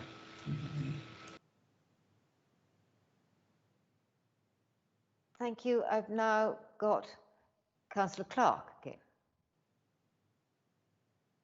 Thank you, Chair. I was going to come back just a moment ago when it was said that Eastleigh libraries had slightly inflated hours. To what extent was that down to places like Hedge End and West End getting investment from Eastleigh Borough Council in previous cycles in order to ensure that services are protected there? Because I know in 2011 I was on Hedge End Town Council when not just the Borough Council but the Town Council invested in improvements to the library to help keep it open. So to what extent were those so-called inflated hours down to help from the borough and town councils? If those inflated hours were largely down to that help, surely officers would agree that the local councils there deserve some sort of compensation, because when I was in the meetings in 2011, I don't remember it ever being said that, you know, you put this money forward now and it will help the library stay open temporarily, but in the longer term that help will be completely disregarded. It seems an unfair hit on those communities just because they're more local councils in previous cycles have done their best to keep the libraries open. Just a couple of other questions. The task and finish group is mentioned in the report, and it's used to give weight to these recommendations because it says that it fully endorses the recommendations. Just a few questions on that. Firstly, could it be made clear that Councillor Chegwin and I resigned from that group? We didn't just leave in February 2020. And to make clear why we resigned, could it be made clear in the report that we do not concur with the endorsement of these recommendations? Could I also ask, excuse me, can I come in there? Yeah. I, as the chairman of that working group, I'm well aware of your resignation, but yes, you haven't said that there were, you missed. You've sent apologies for 3 of the meetings. That's 3 out of 6. Yeah, that's when and then we on the 7th you yeah. resigned, so you didn't even attend. Yeah, that's when we were discussing, that's when Councillor Chegwin and I were discussing what to do when we clearly disagreed with the direction that the council was taking. Could you please provide us with a single task or single action that that group was asked to undertake that has made any difference to the recommendations here? Because you know, it really is a misleading name. It's called a task and finish group. Really, apart from a few outings to libraries, it did very little. And really, I mean, it could be called a finish group. It just was set up to help finish off the library service. So, you know, I'm not happy with how the report is worded. So going back to my questions, if it could be included that Councillor Chegwin and I definitely do not concur with the endorsement, that would be welcome. Could that be included? And secondly, could you as chair perhaps tell us one single thing that that task and finish group did that made a difference to the recommendations that came forward? And one last question, would you agree with me that Councillor Chegwin deserves a bit of an apology? He was attacked earlier. Councillor Chegwin was reprimanded in October 2019 for suggesting that Elston Library would be at threat. Given that the recommendation now is to close Elston Library, would you as chair agree with me that Councillor Chegwin perhaps deserves an apology for the attacks he's been under, because he was clearly just doing his job, speaking up for his community and letting his community know what was going on? It's been proven correct. Should we start at the beginning? There's rather a lot of questions there. I don't know if I've noted them all down, but shall I start off? Thank you. I can come back in, Chair, if should you need me to speak again, I'm more than happy to speak again. I mean, you talked about the extra hours that for Hedge End and West End Library, which were partly paid for by Eastleigh Borough Council and the two respective town and parish councils at the time. And yes, I remember that well in 2011, 9 years ago, when we were given a one-off sum, as you said, to purchase the self-service technology. And by having the self-service technology installed in those two libraries, we were able to reduce our staffing and not reduce the opening hours, and I think we probably increased them a little bit as well. But you're absolutely right, but that was in 2011 and it was one-off funding, and since then the technology at the time was great, but it's had to be replaced since then, which the library service has paid for. We've now got more up-to-date technology, as you'd expect after 9 years, that does far more. Emma, do you want to say anything else in that respect? No, as Nicola has said, that the investment that Eastleigh Borough Council made was a one-off capital investment that has run its course, and what we're looking at now is the future of libraries and treating all libraries equitably in that situation. I would note as well that beyond, if the proposed changes are put into effect, Eastleigh will still have the highest number of libraries per person in the county in terms of as a district. So it's still the hours of Eastleigh and the coverage of Eastleigh is still very high. Beyond that, moving on to the task and finish group. I personally, as an officer, found the task and finish group throughout its duration, it met 9 times, very helpful, and we were able to bounce ideas and concepts off the group as we went through the whole process. So just one example was we talked back at the meeting in Aldershot Library about the number of Go Online terminals and how the library service was proposing to reduce those quite substantially. And we got quite a lot of constructive feedback from councillors about that, which made us go away and rethink our proposals. And of course, Go Online terminals are so essential for people who don't have access to digital access at home and things like that. So we found it a very useful mechanism in terms of homing our proposals as we went through the whole process. Yes, and actually we did discuss at some length in the last meeting the sort of alternative options that might be available, which I think was very important, and it did give us all a much better understanding of whether we knew we had to make the savings. That was without question, and it was a question of how best to do it. But anyhow, we did meet a lot and we did talk a lot of things, and I think we all of us learnt a lot, and I'm sure the fellow members of that group would agree.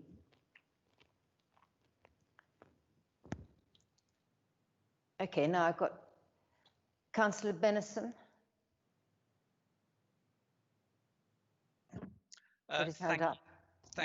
Thank you, Chairman. Can you hear me all right? Yes. Chairman, I wasn't going to speak in the questions because I took the time to go along to all the meetings that were arranged for us. So I take exception to the councillor who's just belittled the task and finish group and all what we did over the last 20 months. And I will talk about that later when we haven't stopped any closures. Because I will, because I think Nicola has said what the task and finish group did. And if you could not interrupt me when I'm talking, I would appreciate that. Thank you. Councillor Clark. Thank you. I take the point that those pieces of technology from 2011 need to be updated. But given that it worked so well then, wouldn't it be a case for looking back to district councils and parish councils to see if those sorts of solutions could be provided again? Anything must be worth a try if it avoids this decimation of the library service. So, would it be possible to stop, have a look again at those sorts of solutions?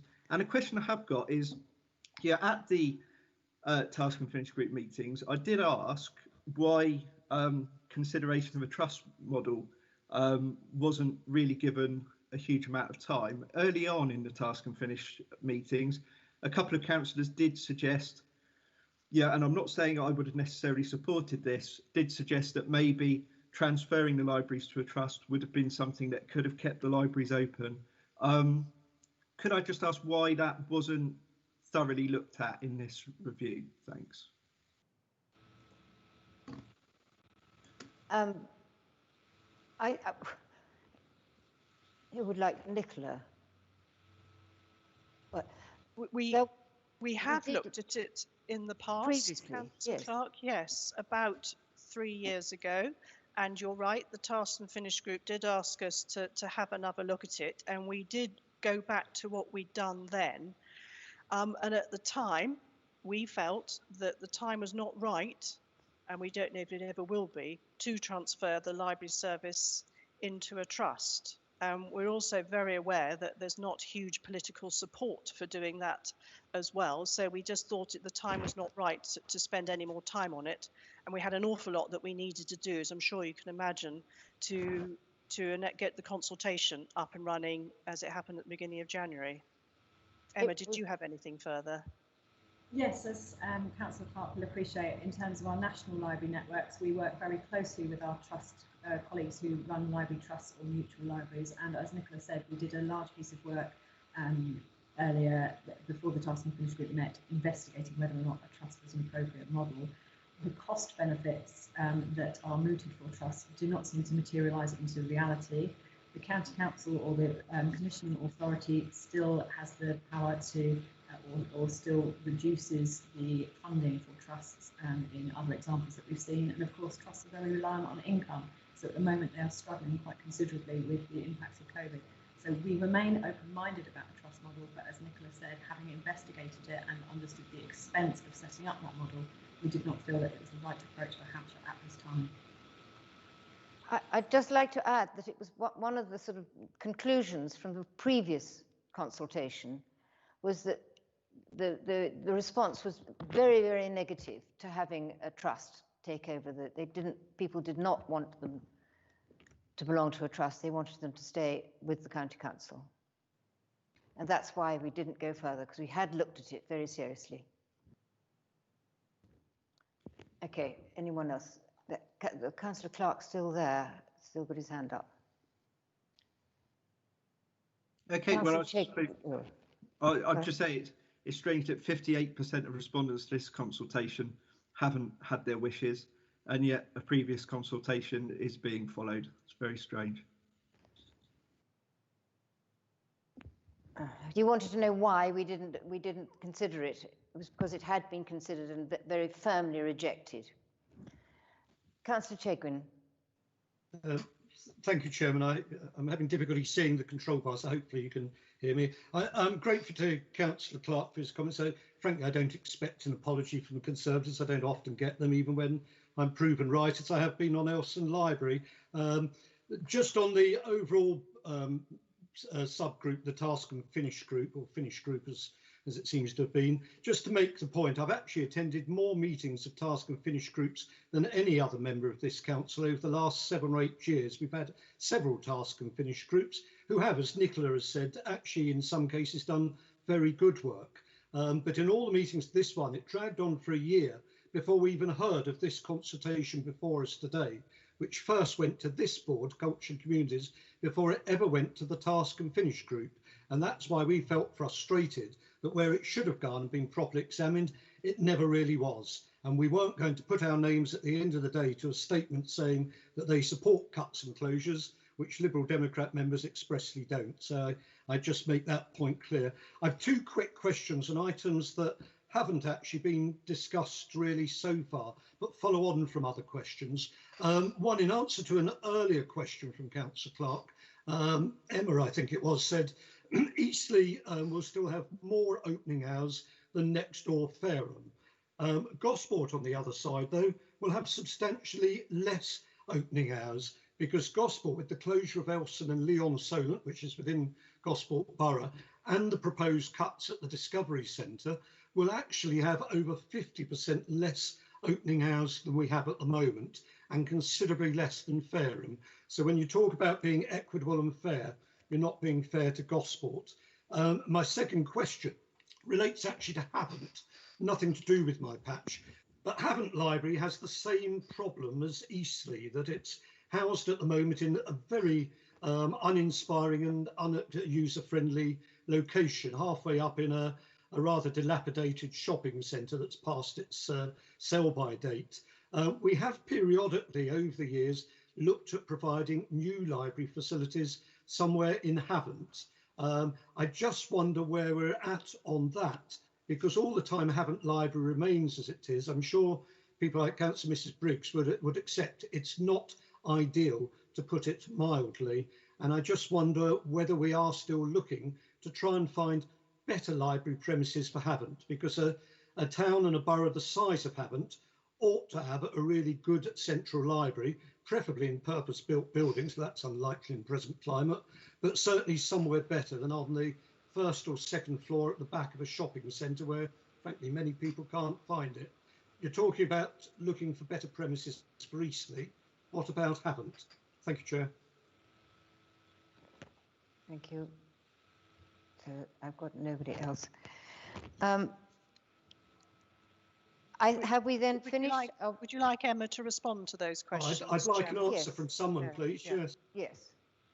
Thank you, Councillor Chegwin. I'd note that Gosport has a significantly smaller population than Fareham, so we look at population density and the number of libraries per person as well. But point of order, the town of Gosport is actually much bigger than Fareham. The borough may be smaller with the Western Wards. The town is bigger.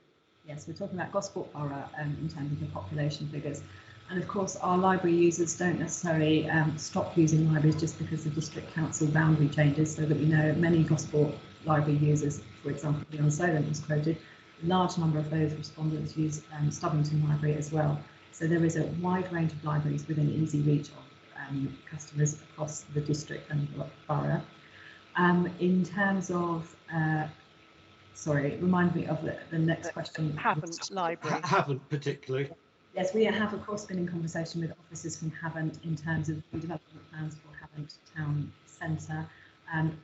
And that is one of the reasons why we have said we will look to reprovision Lee Park and Havant for an alternative arrangement, because we recognise the poor location of Havant Library. Just to come back briefly, I'm grateful for that. Havant, of course, has a bigger population than Fareham. We've been told for years that we're looking to reprovide it, and we're now being told again you're looking to reprovide it. But actually, there seem to be no actual firm, concrete proposals for reprovide it. In short, we're no further forward, are we? Well, there is a recommendation in this report. I'm not sure we have outside what we're doing today. Wait a minute. We're probably getting to where we need to move to the recommendations and vote. No, debate, Chairman. We haven't debated. Okay, I thought we've been having that, but okay. Okay, we're on to debate. Councillor Benison.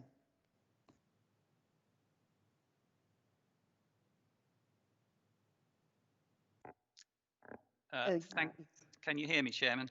Yes. Thank you. I'll probably spend a little bit longer on this than I should do, as I should make it clear that this was my first task and finish group for the library service, and I think I went to pretty well all the meetings that we were supposed to go to.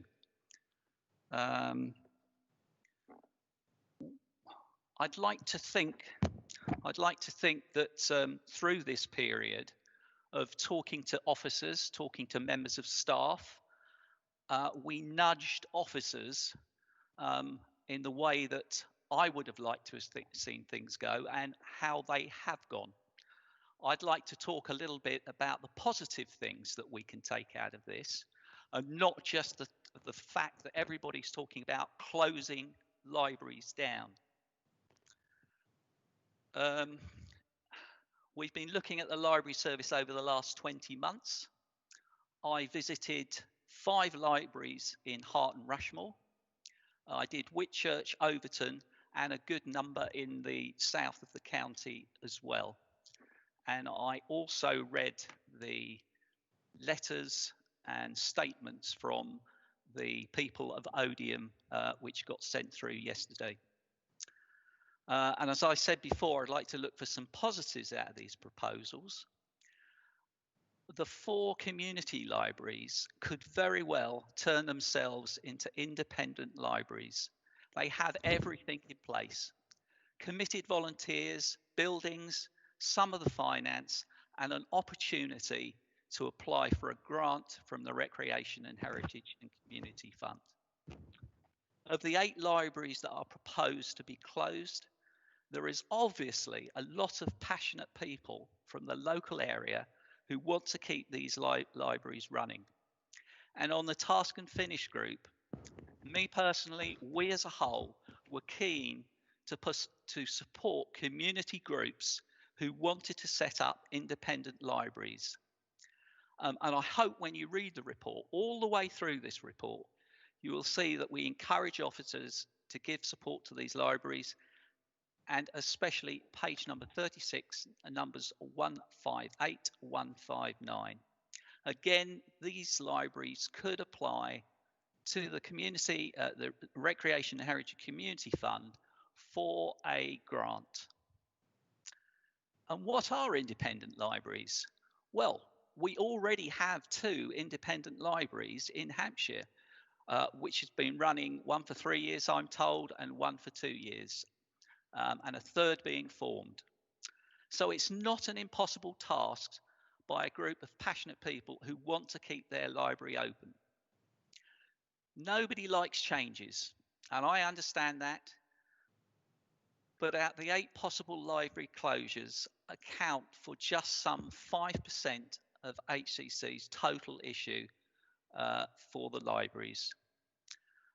If we were to go ahead, we still will have a home library service, good neighbour scheme, and ready read scheme with 40 libraries, one of the largest estates in the country for libraries, and I think I'm right in saying that we have the largest digital library service.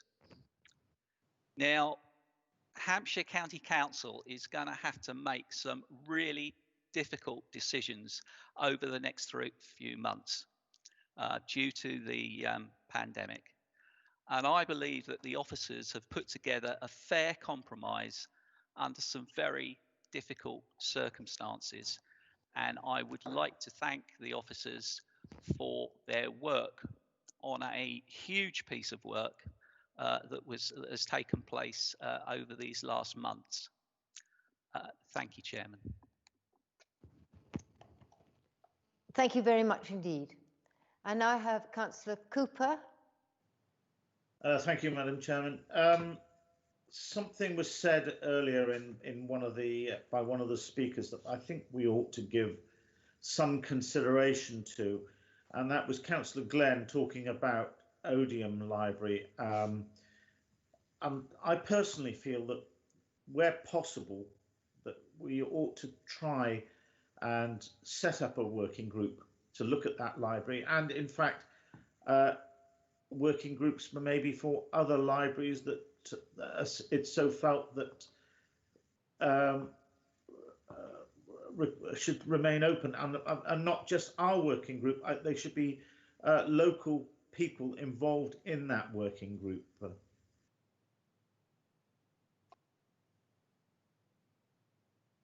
Thank you very much for that suggestion. I now have Councillor Branson. Thank you very much, Chairman. I'd like to actually agree with a lot that Councillor Bennison said. He really, said a lot that I was intending to say.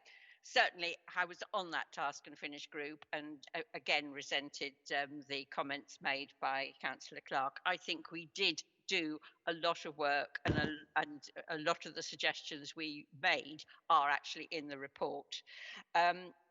As regards my local library, obviously my local libraries haven't, and Lee Park, and I do know that there are things afoot for discussing what we can do to improve both the offer on that we have there. Obviously, Havant has just recently obtained the Meridian Centre, so there might be chances there. I think we've proven in Emsworth what the local authorities, what local residents can do. They looked at it and they came up with their own different recommendation. And I think that is really what we would like all those other libraries that are possibly closures would likely to do. Certainly that, if you read the report, that mitigation is there for every library. Every library is going to be offered the sort of thing that Odium want, I believe. Whether a working party is the answer, but I think the library are in consultation with local groups. So I think you need a working party, because I think that's already likely to be happening anyway.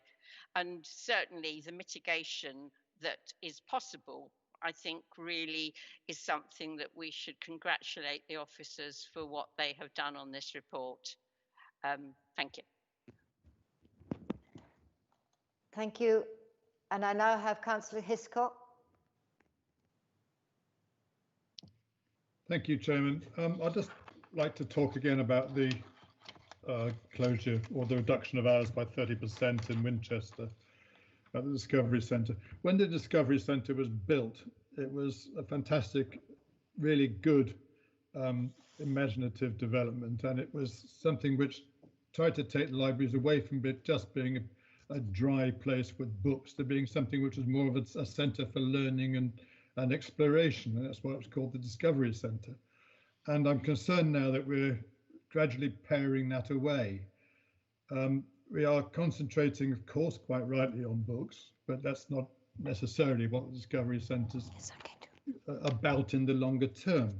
And we have other partners, we have other activities there. We have social activities, we have performance spaces, we have various other very useful learning opportunities for people there.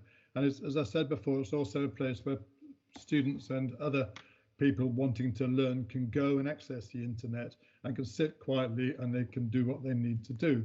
And that's been an enormously valuable asset, a great asset to the people of Winchester. It's been much used, and I think it'd been much missed. And I'm not sure from the answer that we were given what is going to replace it. We're told that the consultation will take place online, okay, but we don't know quite, and we're also told that there will be other voluntary organisations perhaps involved in extending the hours and increasing and allowing some of these other activities to carry on, but we don't know what they are, so we don't know what we'll be consulting about.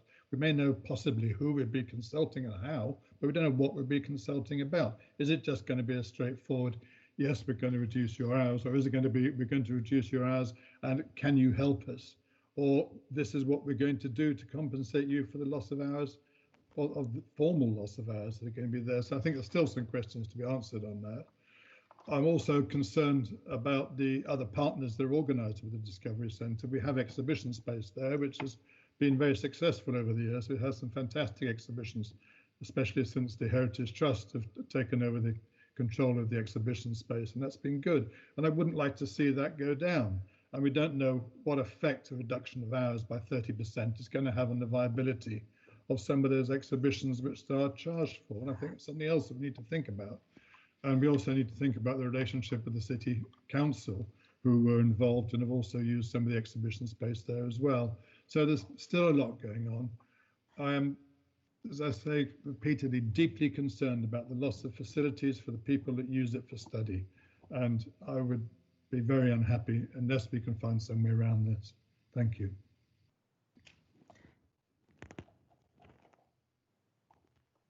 I now have Councillor McCarter. Thank you, Chairman. I wanted to agree with a great deal of what Councillor Benison said about the task and finish group.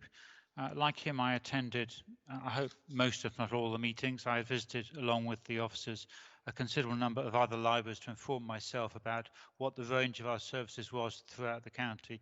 And I saw the role on the Task and Finish group of trying to work with our officers, trying to help them make some tough choices and trying to focus on the questions the consultation was asking about efficiency, about how we adapt to change, how we generate extra income, how we look after deprived communities. And I saw that as a meaningful task that as a member of the Task and Finish group, I was delighted to help out with. And I think that the officers worked extremely hard on that for our benefit in order we could help make that informed choice. I accept that everything that we were going to conclude was going to be quite tough. There was a tough choice in the consultation between a range of options. And I wanted to try and make that as informed a choice as we possibly could. And I think that the work we did trying to encourage communities to look at ways of becoming more local, of actually providing the enthusiasm as the members who spoke earlier clearly do for their communities. I think that's a model that we should encourage, that actually if a community has the resources and the people and the volunteers to actually take over services from the county council, I think that's something that absolutely we should be encouraging. And so I look for that model of the 4 libraries currently that are moving toward independence to be encouraged for the other smaller libraries. And I think that's a very worthwhile outcome of the whole process moving down that route. It's obviously difficult making any change, but we have to accept that the nature of the library service is changing over time. The nature of demand is changing. It is becoming more digital. And I think Hampshire County Council should be very proud of the way it's at the front of that digital change and trying to provide a service that our residents are able to use no matter where they live, no matter what their income levels are. And I think that's something that we're trying to achieve in what we're doing. So I'm disappointed that our Liberal Democrat colleagues chose not to partake in what I found very useful discussions, and I would have found their perspective helpful in that discussions. And I wish they had stayed. It was always inevitable they were going to disagree with some conclusions, but I think that the debate was part of the process. And personally, I'm disappointed that they weren't in that debate with us. Thank you. Thank you very much, Councillor McCarter. Councillor Chegwin. Thank you. Timely after the last comment from Councillor McCarter, I'd remind him we actually did participate for over a year and did debate various aspects of the library service and put forward constructive views and did indeed find it very useful. But we only missed 2 meetings at the end and we quit at that point because in that year we never once debated what we're debating today. It never came before us. It was clearly coming down the road, but it never went to the scrutiny board until the very end. And our argument was it should have come much earlier, and that scrutiny board should have had the chance to examine it in more detail than it ever did. And that's why we quit at the end, in a sense of frustration. The board actually hadn't done its job or been able or allowed to do its job as well as previous library scrutiny and task and finish groups that I've been a member of had done so. I would like to record thanks to both Nicola, Hawsey and Emma for the enormous amount of work they've done on this report.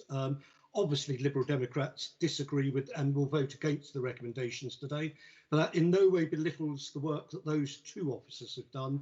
They've spent an enormous amount of time, and I think they really care for the library service. I'm not sure everyone at the county and some people above them do, but Nicola and Emma have always been passionate champions for the library service and have done an enormous amount of good work here, and I place on record thanks for that. It is you won't be surprised that Liberal Democrats will vote against these recommendations.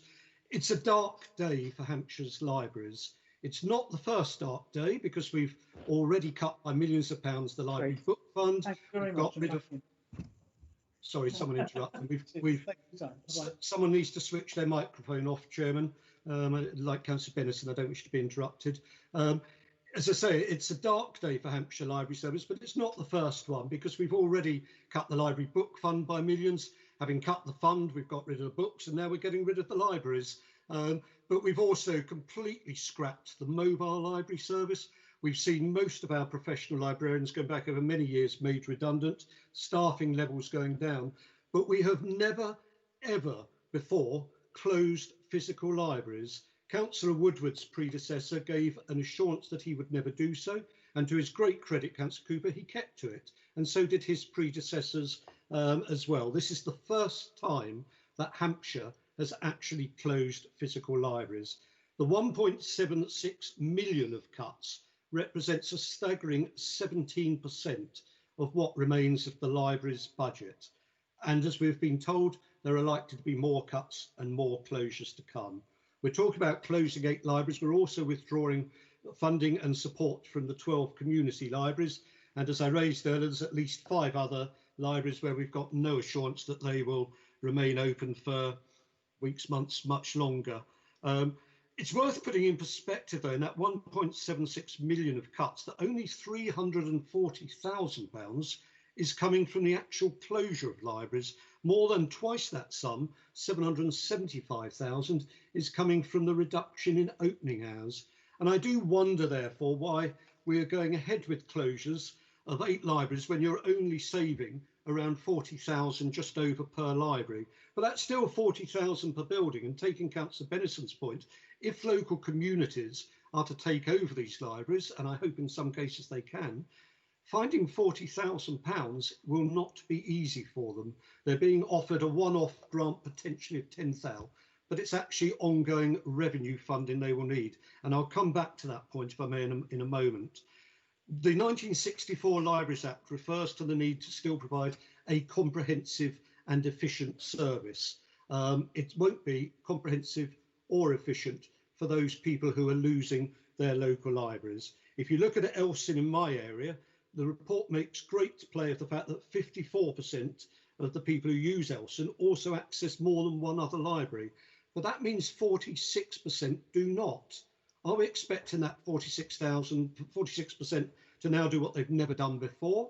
Or are we just accepting they may well be lost to the library service? And libraries, it should be said, are about more than books. The library service, Councillor McCatter was quite right that the library service is changing and has got to adapt to modern times, irrespective of COVID.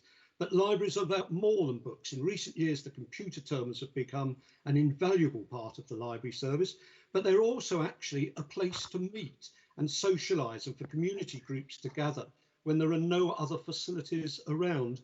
And that shouldn't be forgotten. There are people I know who go to Elson Library who are not online, do not have a car, cannot easily access other libraries, and have no other community facilities to go. It is their life going in that building, and they will now be deprived of that.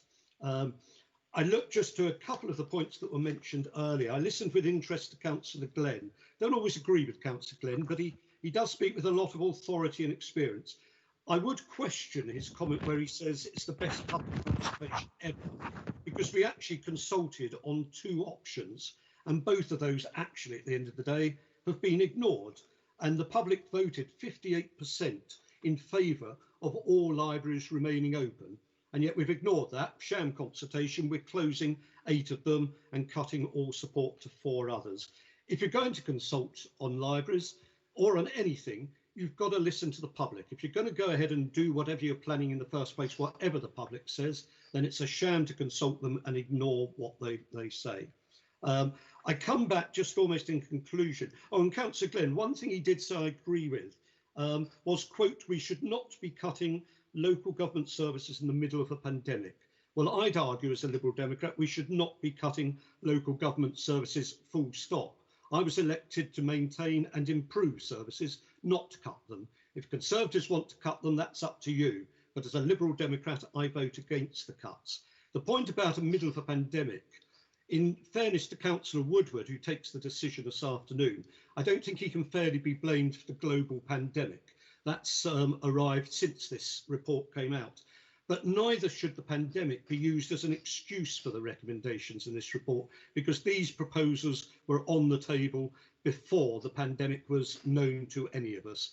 COVID is irrelevant in that respect, except, as Councillor Benison, McCarter and Councillor Branson, I think it was, said, the COVID pandemic does give us all a chance to look afresh at how we operate all our services. And maybe that's what we should do. And maybe Councillor Woodward will take note of Councillor Glenn, even if he doesn't take note of me, and consider whether we should look afresh rather than close and cut services in the middle of the pandemic. Maybe we should look afresh at it before the decisions are taken. The problem Councillor Woodward has, and I'm coming to conclusion, is that if he starts from the basis with his senior officer of wishing to make 1.76 million of cuts, If you put it off because of pandemic, then the target potentially increases, and then we would have even more cuts in the future. I wouldn't start personally as a Liberal Democrat from saying we want to cut 1.76 million cuts of services. But if that is your starting point, the longer he puts off the decision, potentially the greater the cuts would be. But I would ask him to consider one point, even if the Conservatives are going to close so many libraries, even if they're going to cut opening hours by such an extent at so many others, which as an aside will probably reduce income, and as Councillor Hiscock rightly said, will reduce other things that take place within the libraries. But in those cuts, only £49,000 is being saved by cutting all the support for the 4 community libraries. And if Councillor McCatter and Councillor Bennison, sounds more like a Conservative every day, if they are right, that we should be looking, and I hope they are, that where libraries are going, because the Hampshire Conservatives no longer want to run them, if local communities take them over, we've got to provide them with some support rather than just a 10,000 one-off pump priming grant. Particularly, we need to help them with the book stock ongoing. And I hope Councillor Woodward Asarton will at least look at that point, that for a relatively small sum of 49,000, keeping some support going to help over the first year or 2 years independent libraries to get established, given they're largely going to have to be run by volunteers, we need to give them some support rather than just a building with the existing books, which will very quickly be out of date, and presumably some building costs, because we're not going to give them to them rent-free and pay all the electricity and water and heating and lighting and everything. So we do need to give them more support than just a one-off grant and then say you're on your own, mate, because otherwise they may be set up with the best of intentions and not survive. I'm actually supporting Councillor Bennison, Councillor McCarter and Councillor Branson in saying that those independent libraries and that model, I would hope they would survive. I would hope we will see new independent libraries set up where the county has opted out, that other people will opt in. Lowford Library, which we visited on a previous working group, I think 5, 6 years ago now, they had a very interesting model and still have of a library in a community centre with a machine where you can order pretty well any library book from anywhere around Hampshire, but you might have to wait a day or two for it. There's hardly any actual library books on the shelves there, but there is a successful community library, and it's that kind of other option we should look at rather than just say you're on your own, here's perhaps 10 grand, but after that, nothing. That's my plea today. I don't expect you to agree with the Lib Dems of saying that we don't want the cuts, we don't want the closures, we'll vote against them. But at least if you want the independent libraries to survive in the longer term, at least give them the prospect of more support than you're giving them today for at least a year or two, and particularly in renewing the book stock and advising them with the professional expertise of people like Nicola and like Emma that will help them establish themselves and get going so that hopefully they do succeed in the future rather than set up and fail. Thank you very much, Chairman. Thank you, Councillor Chegwin. I now have Councillor Carter. Thank you very much, Chairman. Well, I've listened to the questions and debate this morning with much interest. It's not surprising that we've had a lot of discussion about the task and finish group and who resigned from it and when they resigned. I'm bound to say it takes me back a few years to a working group that was on Gosport Borough Council for procurement, and Councillor Chegwin will recall he took part in just one meeting and then he resigned for political purposes. The same thing has happened here.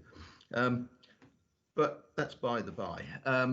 I was very interested to hear what Councillor Bennison had to say about the task and finish group, and I commend him for attending all the meetings, and I thought he spoke very eloquently about the findings of the task and finish group.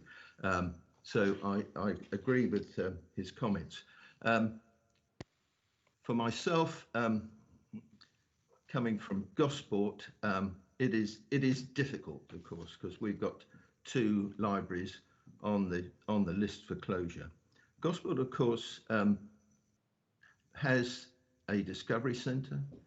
It was the first discovery centre, and there was a reason for that, and that Gosport is one of them, along with Havant and Lee Park, the main areas of deprivation in the county of Hampshire.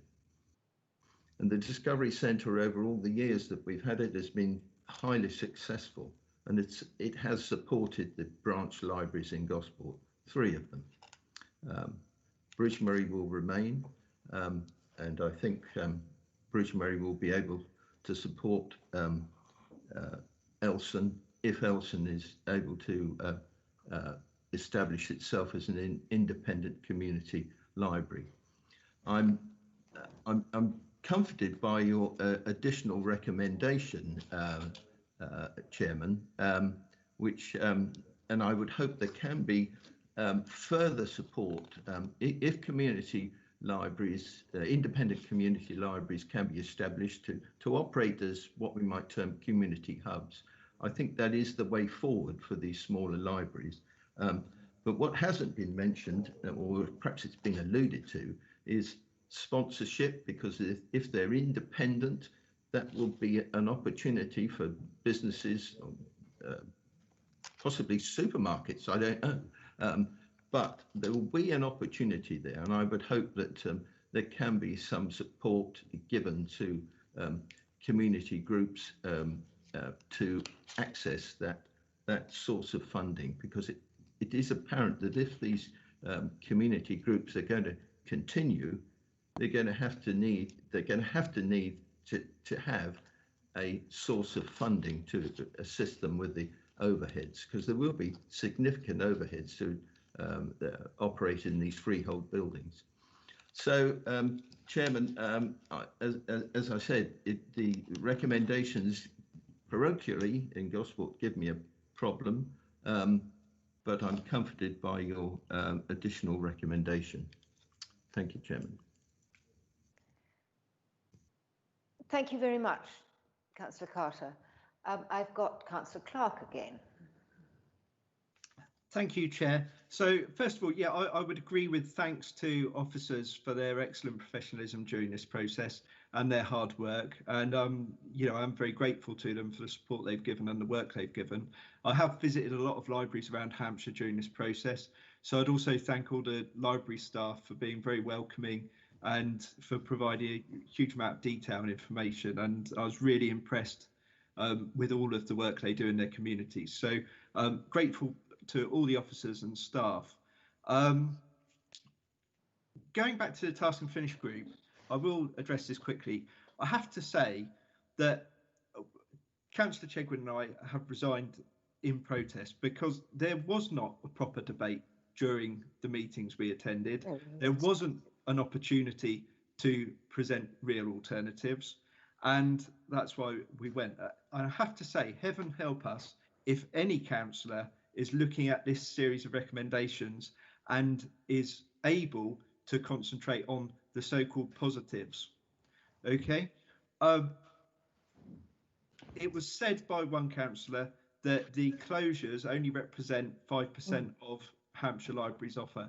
I think that would be considered heartless by the vulnerable people in many of the communities for whom their library represents 100% of their lifeline. So I'm very disappointed about what's been said by the Task and Finish group. It suggests that certain people are out of touch with what's going on in the community. And I have to ask why Councillor Benison was on the Task and Finish group. I like him personally, but he has supported the executive's recommendations with more gusto than any member of the administration. So seeing as that Task and Finish group was meant to be proportionate to the makeup of the council, I do wonder why Councillor Benison was on it. That position could have been taken by an opposition member who would have supported Councillor Chegwin and I in opposing the direction that this county council's gone in. So I have to make that point. My position is that these recommendations are deeply flawed. As Councillor Glenn said earlier, COVID comes up as an excuse for making further cuts. People were not consulted on that. So given that, you know, the majority of people in the consultation seem to have been ignored anyway, I would support stopping this in its tracks completely, revisiting the Equalities impact, because as well as, COVID having a financial impact. As we've said, it's had an impact on inequalities. So I would like to see that revisited and reported on so we can fully understand what the impact's going to be on communities for these closures, given how hard people have been hit by COVID. If working parties, which have been suggested, represent part of stopping this in its tracks, then great, I would support the working parties. I know a couple of Conservative members have raised the prospects of that. A working party for Odium was mentioned. I would support working parties for all of the libraries that are being closed, because if county councillors can sit and say, oh, well, these libraries that are closing, they only represent a fraction of what we offer, then clearly they need to have some more information and awareness on exactly how important libraries such as Fair Oak are to their community. So stopping this in its tracks, I think, would be great. Setting up working parties so that councillors can be fully informed about the value of these libraries, I think would also be positive. In terms of independent libraries, I totally support Councillor Chegwin's points about them needing strong support. If they aren't supported properly, they will just be a halfway house to closure, which someone else will get the blame for instead of Hampshire. No serious work's really taken place on income generation during this process. Personally, I think many residents will look at this as a sham. The consultation's been ignored. It seems that the only attention has been paid to closures and how closures would work. A couple of other points that I would make.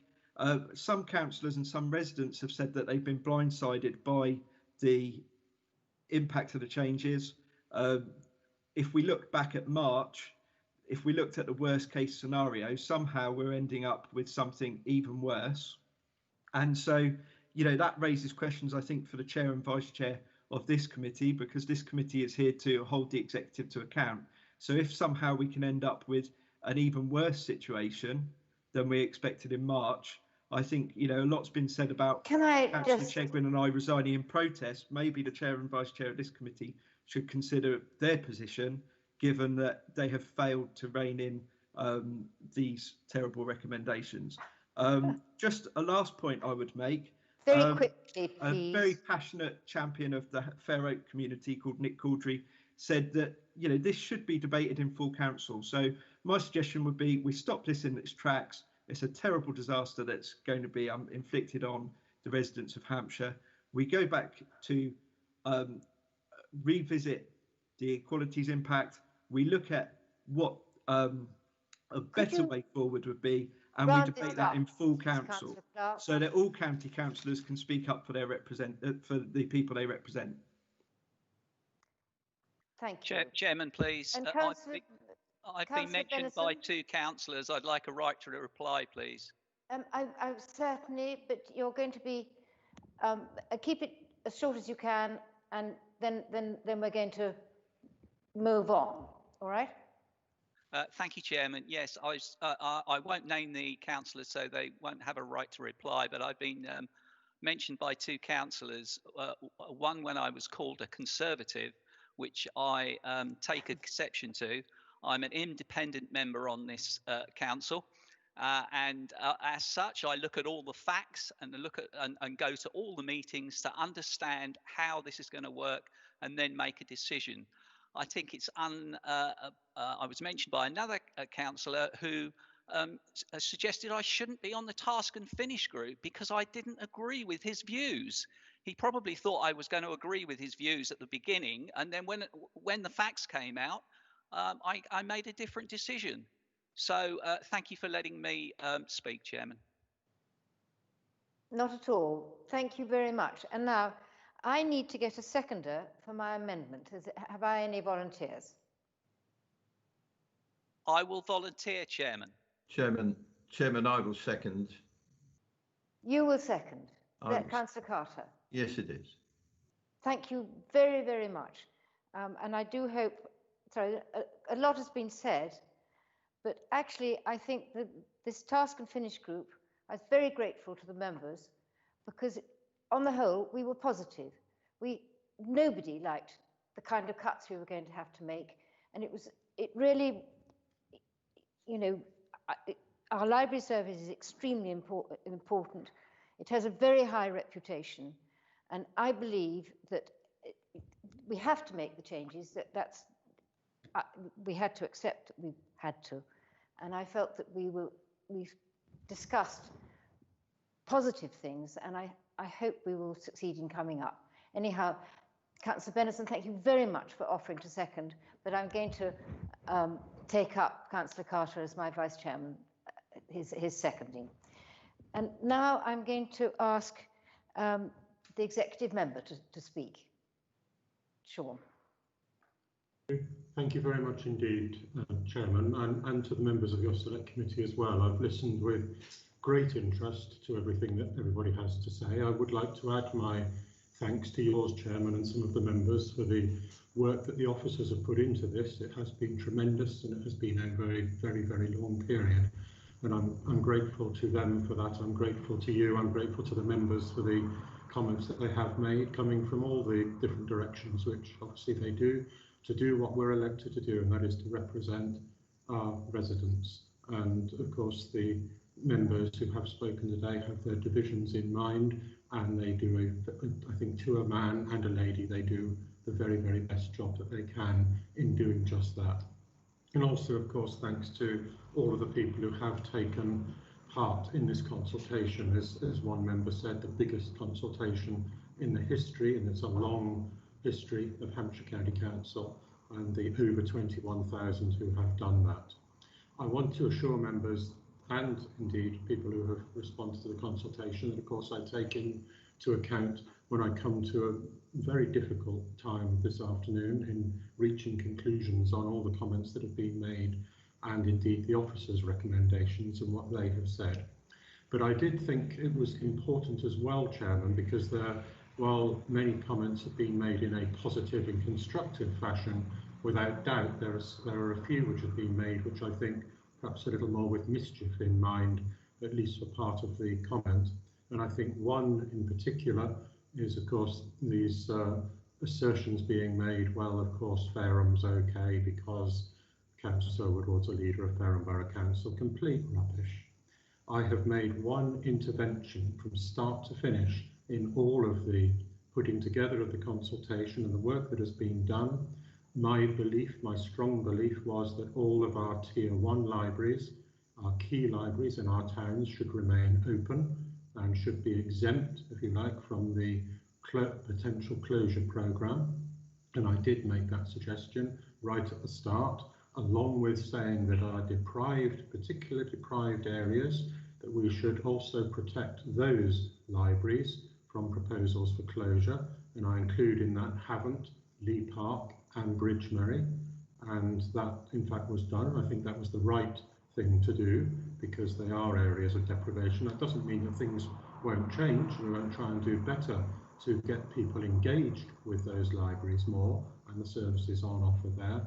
But otherwise, the only involvement I had was proposing that we add in the potential for recreation and heritage grants up to £10,000 to be able to assist groups that might wish to come forward in terms of being able to take on libraries. And I'll dwell, if I may, finally, Chairman, just on some comments because he had such a lot to say for himself, and I do admire much of what Councillor Chegwin does say. I know some of my colleagues may take another view, but Peter, you did say that there were 37 libraries being put at risk, so I guess you were bound to be right that one of those might be in your patch and might be proposed for closure. But I think the reprimand, if that's what it was that you were saying that 37 libraries were all being put at risk of closure, when the reality is the proposal, and that's all it is at the moment, is that 8, not 37 libraries are being suggested for closure. But I guess you were bound to be right. If you said there were 37, you were going to get one of them in there. You are also right, through you, Chairman, Councillor Chegwin, when you say that putting off making a decision will actually make this harder, and it will mean that there are more savings potentially that would have to be made in the future. Hampshire never closed a library. No, Peter. Greyshot was closed. Every mobile library was closed. So Hampshire County Council has closed libraries in the past, but I think the fact that Hampshire has not closed any in recent years is really testament to the fact now that all other options have in fact been exhausted. And that, I think, is the simple fact here. And of course, if you don't want to see effects on libraries, well, you're saying you didn't want any closures, but therefore you must have wanted 25% reductions in opening hours across the board, which of course is very, very significant as well in terms of libraries. So I leave my comments there, Chairman. I've heard everything that members have said. I'll also have seen the consultation responses which have been made, and I'll look forward to hearing. I think there are 5 deputations this afternoon and also 9 members addressing me as well. So thank you for your kind consideration of all of this, and I'll look forward to seeing what your recommendations are too, Chairman. Thank you. Thank you very much indeed, Sean. And now, members, I need to read, well, it's a question. Are you happy with my, shall I read the new recommendation first? And then you can say that you're happy with it. Otherwise, we may have to halt the meeting, but I hope we can just agree it. And then I will read them all through, and we're taking them just as one recommendation. Okay, the new recommendation, number 15 it'll be, is that the executive member approves the support for independent community libraries to have access to the library service group membership scheme, to refresh their physical stock, and to reserve specific titles from the Hampshire Library collection, including ready reads if collected on behalf of a Hampshire Library customer. And that is seconded by Councillor Carter. So this is the long list. The first, that the executive member should approve the achievement of 1.76 million savings through the library's transformation programme. 2, approves the operations target to be increased by 75,000 to 1.115 million in order to compensate for the underdelivery of the income generation target. 3, approves the library vision to 2025. 4, confirms that he is satisfied that the library service described in paragraph 66 of the report meets the statutory requirements of the Public Libraries and Museums Act 1964, comprising a comprehensive and efficient service which meets the needs of those who live, work and study in Hampshire.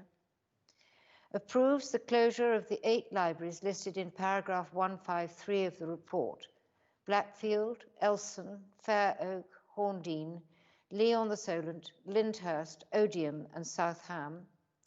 Approves a reduction in opening hours across the service averaging 20%, together with proposals to standardise hours as far as practical. Approves a second public consultation to confirm the actual opening times at each council-run library, and delegates authority to determine opening times to the Director of Culture, Communities and Business Services in consultation with the executive member. Number 8, approves the library services plan to withdraw support from Lowford, Kingsclere, Milford-on-Sea and North Baddesley community managed libraries and help them to transition to an independent community library model. 9, instructs the library service to explore different and more effective ways to deliver services for Hampshire's most deprived communities, initially in Lee Park, Havant and Bridgemory, taking into account any opportunities to support communities in Elson. Agrees the plans to deliver efficiencies of 146,000 from library resources. Approves the library services plans to generate income through room hire and leases, reviewing current fees and charges, and encouraging fundraising, sponsorship and donations to the service.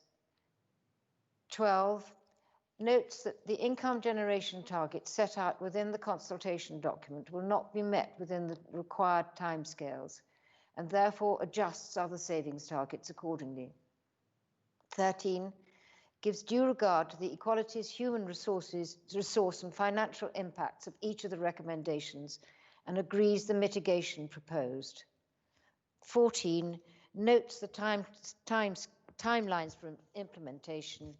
And 15, approves the support for independent community libraries to have access to the Library Service Group membership scheme, to refresh their physical stock and to reserve specific titles from the Hampshire Library collection, including ready reads, if collected on behalf of a Hampshire Library customer. Now we have our voting, which I may need a bit of help with. Yes, Chairman, the vote is listed in the meeting chat, so if members make their way to the meeting chat, the conversation, then you'll see the vote on the 15 recommendations. Right. There.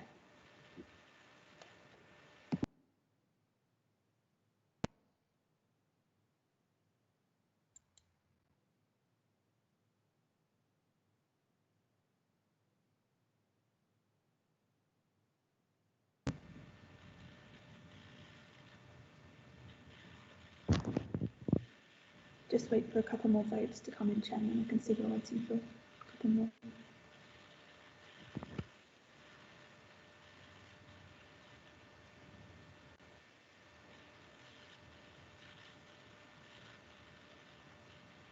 Chairman, I can see that we have got 9 votes for the recommendation, 3 against and 1 abstain. So with 9 votes, the majority of the recommendations are carried. Thank you very much. And now, thank you all very much indeed for coming. And we've just got the work programme to look at. The final item on the agenda.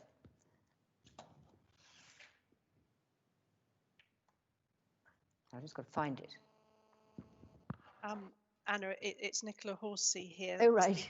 I have to confess, with all the work that went on into the report and getting ready for today, we need to revisit the work programme, and yes. Emma Noyce and Emma Cousins and I need to sit down also with John Tickle and look at other aspects of the work of this committee. Because obviously the last time we looked at it was before COVID. I think we just need to go back to it. So I'm really sorry, oversight on my part. Can we come back to that at our next meeting? Chairman, can I just ask a question, please, Councillor Chegwin?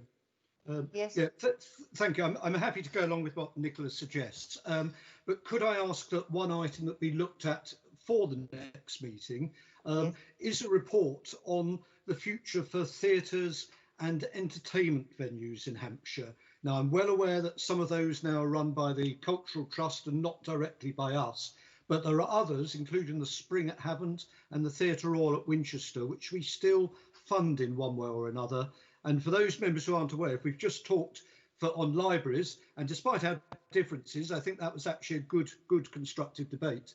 But if the libraries are facing problems, the theatres and entertainment venues in Hampshire, the problems they are facing is far greater.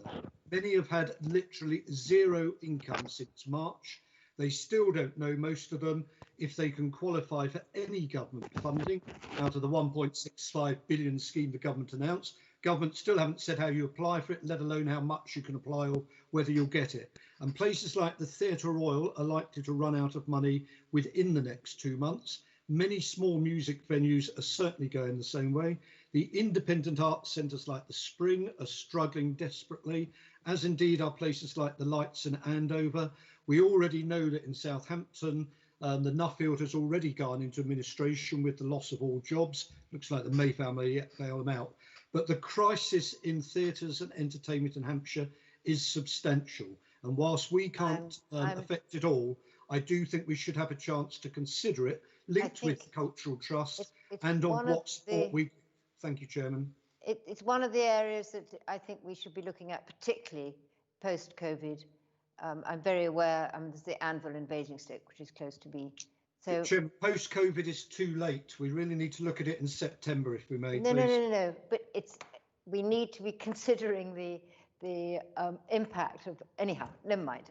It's certainly, I'm agreeing it's very appropriate for us to be looking at it. I hope in September. And I think, thank you. I don't know when we're going to meet again, but I think we'll be communicating with you all before then. 21st of September, according to the diary. 21st September, well, that's, yes. Anyhow, I will certainly be discussing this with Nicola outside the meeting.